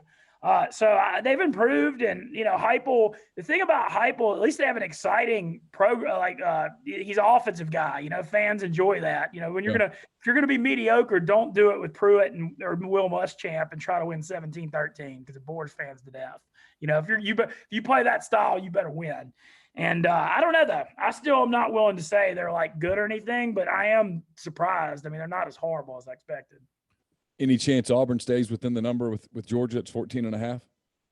There's always a chance. Yeah. I mean, especially at Auburn. I mean, Auburn's got, I say this all the time. I mean, I hadn't been to every SEC stadium, but I've been to most of them. I think Auburn's the most underrated of all of them. I really do. I think they have a rowdy, underrated fan base. It gets loud in there. And I could see this game, Auburn's defense keeping them in it. I don't know if they can win it or anything, but I feel like this could end up being like a low-scoring slugfest 24-13 type game, 24-14, where Auburn's defense plays real, real hard and keeps them in it. I mean, yeah, I would lean Auburn in the points. I don't know if they can win. Bo Nix looked like Johnny Manziel running around in Death Valley last week. That was a wild performance, but he's gonna have to pull some serious stuff off to have a chance in this one. But I don't know. I'd lean Auburn in the points here. I really would. I think everybody, it's one of those things. How can you go against Georgia after how good they looked last week? But all right, one big national game, and I'll just let you. I'll hand the floor to you on some games that you might like, college and pro. But Penn State and Iowa, the Big Ten showdown in Iowa City. Penn State's a 3-point dog. 3:00 game. It's going to be crazy in Iowa. They've really played well of late. So is Penn State. You got any thoughts here? Man, slugfest, close game. These Big Ten games go. I mean, somebody's going to win it 20-17 or 17-14. I mean, there's no way I'd bet over, even though the total isn't high. Both defenses look great. Iowa. I thought Iowa was going to get beat at Maryland last week, and they won by 50. So I mean, I couldn't have been more wrong. I couldn't have been more wrong about that one.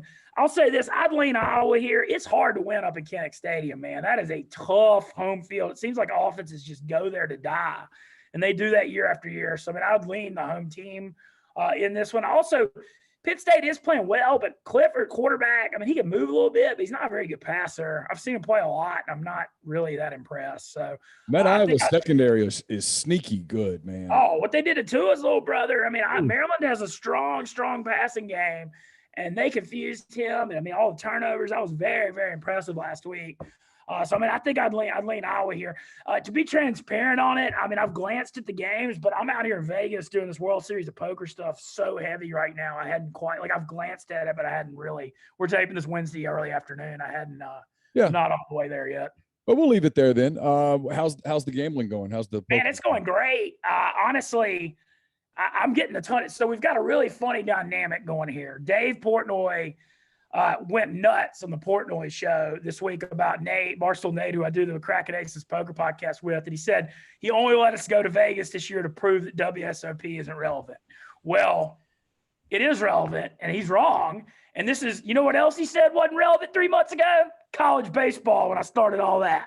He laughed at me and said, I'm glad 8 people care about this when I came down there for LSU Ole Miss and went to Ole Miss State, Starkville. I mean, he laughed in my face about that on the rundown. And we proved him wrong once, and we're going to have to do it again, And so we've got a funny dynamic going here. But, I mean, I've played 3 World Series events and cashed twice. And I thought, I told you last week on here that I was going in with low expectations, trying to knock rust off my game. But my game's sharp. It's like the riding a bike thing. I'm back in here. I'm feeling good. I cashed for $1,300 on Monday and like $2,000 yesterday in a $1,000 event. Tomorrow on Thursday, I'm playing a $1,500 event, and I'm playing a huge $1,500 this weekend. They're letting me stay out here till early next week. And I mean, I'm getting a lot of support on my social media. I'm doing videos and interviews. I don't know. I'm just firing the kitchen sink at this thing, but people are feeling it. And it's all about catching fire on social media with Barstool. And I'm rocking the Ole Miss cap every day at the table, obviously. And I feel great about it. The main event's not till November 5th. I'm going to take a second trip back. But, overall, I couldn't really feel better a few days in. But, obviously, asking Ole Miss fans, if you like poker, please support this because Dave's all over us on this. Cracking Aces, the podcast, and just like all my blogs and stuff. Hey, man, as always, appreciate you giving us some of your time. Good luck the rest of the stay out there in Vegas. And we'll talk to you next week about Ole Miss, Tennessee, and whatever else is on. Yeah, by the way, I'm not sure on that. So there are rumors that the college football Barstool show is going to be in Knoxville next week. Oh, how about that? Tennessee. They haven't told me if I would be going or not yet. So I don't know. I feel like, I hope I would with it being Ole Miss, but I feel like the way Barstool works, they might tell me like an hour before they leave Saturday morning. You just don't really know. But they are going to be there, and I think I'm going to try to get Lane for some Barstool stuff next week. So excited about that. Thank you so much, as always, for having me, and I'm about to go ahead to the Rio and fire some more poker. All right, my man. Good luck to you. Talk to you soon. Sounds good. That was Ben Mintz, BarstoolSports.com. One final segment today. We've got to build this scene real quick, so it's going to look a little funny for a second. Chase Parham spoke to Oxford Mayor Robin Tannehill about Square Jam and other topics involving Oxford. So hang tight real quick.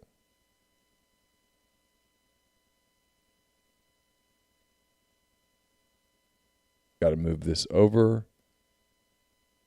And here it goes. Oxford Mayor Robin Tannehill now joining us here on the pregame show presented by Walk-Ons. Robin, good to talk to you. I'm kind of curious first. We're going to talk some Square Jam, but just having an SEC weekend back in town after everything that went in through 2020, what's it been like to sort of be back in business full speed for the most part? Just kind of everything going up to what feels like a pretty normal football season at this point around Oxford. It does. It is so exciting because, game day is wonderful, but people start rolling in Wednesday afternoon. Yeah. So, today already we've got folks in town, and it is so encouraging to see that people are back in Oxford, enjoying being downtown, enjoying being together in big groups, and our sales tax revenues have demonstrated that football season's back, and we could not be more thrilled about that. But that atmosphere that Saturday morning when you walk outside and it's a game day and everything just feels different. That's what we're feeling on the square. I know obviously still dealing with things in some ways, but have you been able to kind of take a breath and feel like there is some normalcy just overall in town back after how difficult everything was? I mean, does it feel like that, fingers crossed and everything on the right side of this thing as far as everything going on? It does, Chase. We are moving in a real positive direction with our numbers. Of course, what we've been most focused on is hospital occupancy rather than number of positive tests, but we're headed in a positive direction there. And that's a lot in part due to our citizens really buckling down and saying, okay, we're going to wear a mask, we're going to get vaccinated, and, we're going to motor through this thing. And Oxford's experienced a lot of success as a result of our citizens really buying in and doing what we needed to get to this point. So I want to talk to you about Square Jam a little bit. It's back for the 7th season. It doesn't feel like it's been going on for 7 years by this point, showcasing the basketball teams there downtown on the square. Obviously, it started before you were mayor, but what you were still in city government. What is it that you enjoy about it? What do you like about Square Jam as it's back for another season? Well, our downtown area is really kind of the heartbeat of our community. So it's fun to see different kinds of activities take place in this downtown area. And I remember the very first one and thinking, how cool is it that we're about to have a full basketball court set up in front of City Hall? And it's grown every year. Now, the best view of it, I'll have to say, is from the attic of City Hall. And I have had the pleasure of viewing it from that angle, but to look over the square and to see that amazing setup and just the energy that it brings. And, we love Ole Miss basketball. We love Ole Miss in general, but Ole Miss basketball is so special. And so it's the perfect partnership between the town and gown to bring this exciting event to the square. And, what better weekend than homecoming. Yeah, you get that. You got Ole Miss LSU. You've got plenty of different things. That's October 22nd. I think 6:30 is the start time on that. Getting kids involved things too. I saw this year there's like a kids dunk contest. They're doing some different things, and some of that's back to my first question, that we're at a place to have these outdoor events, do all these different things to bring everybody together to that level.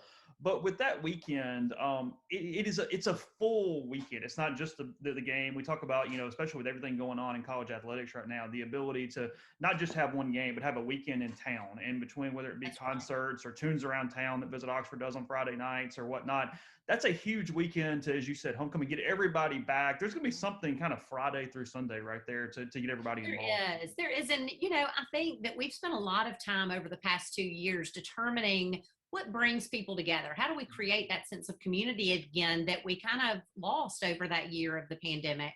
And so Tunes Around Town has been a great way for us to get people involved. I love that Square Jam this year is going to involve some more people. It won't just be folks watching, but they're really going to get the crowd involved. And I mean, there's really nobody more fun than Coach O. So to get Coach O out there on the court and interacting with kids and different folks, and Kermit Davis too, I think it'll be a great show. Yeah, you mentioned the views from City Hall or wherever and what that looks like, but it makes for such great marketing kind of materials because of the photography and the video and the way that it's able to showcase. I mean, it's kind of like in December, you guys talk about, the snow globe towns and things like that, but it sort of brings a bit of an athletic fall vibe to the same sort of thing with how it all kind of frames up around the square. It does. I'm sure that most people that are listening to this have seen some of the drone footage of Square Jam. And Oxford's different.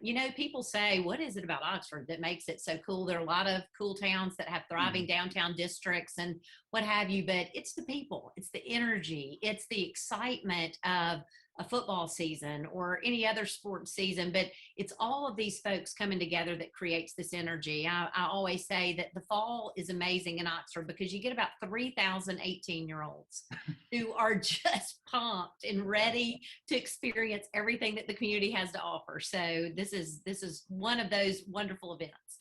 I just want to catch you for a little bit too in the last couple of minutes, talking about Holly Jolly Holiday coming back in December. We'll talk about it more in length as it gets here, but December 1st through December 12th, instead of a basketball court, it's an ice skating rink that is being used in Oxford. And I saw actually real ice this time. Last year it worked out well, but a little different thing this time. That's right. Well, the pavilion, the City of Oxford Pavilion, not pavilion on campus, will be converted into an ice skating rink. And, Visit Oxford has worked so hard to really showcase all that this community has to offer during the holidays. So I hope that folks that are coming for football will also make some type of reservation to be back here the first 2 weeks in December to experience carriage rides and music downtown and ice skating, and Oxford's a special place at Christmas. Well, Robin, I appreciate the time. Let's do it again. Absolutely. Thanks, Chase.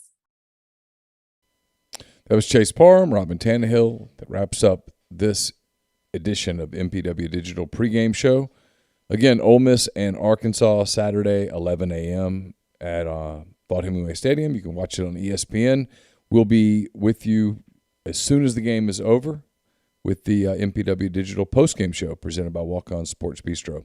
We'll have Jeffrey Wright. We'll have Brian Rippey, maybe Zach Barry. We'll take your calls on the Rafters Music and Food Hotline. So until then, have a great weekend. Enjoy the game. Enjoy your travels and your weekend in Oxford. And we will talk to you Saturday afternoon.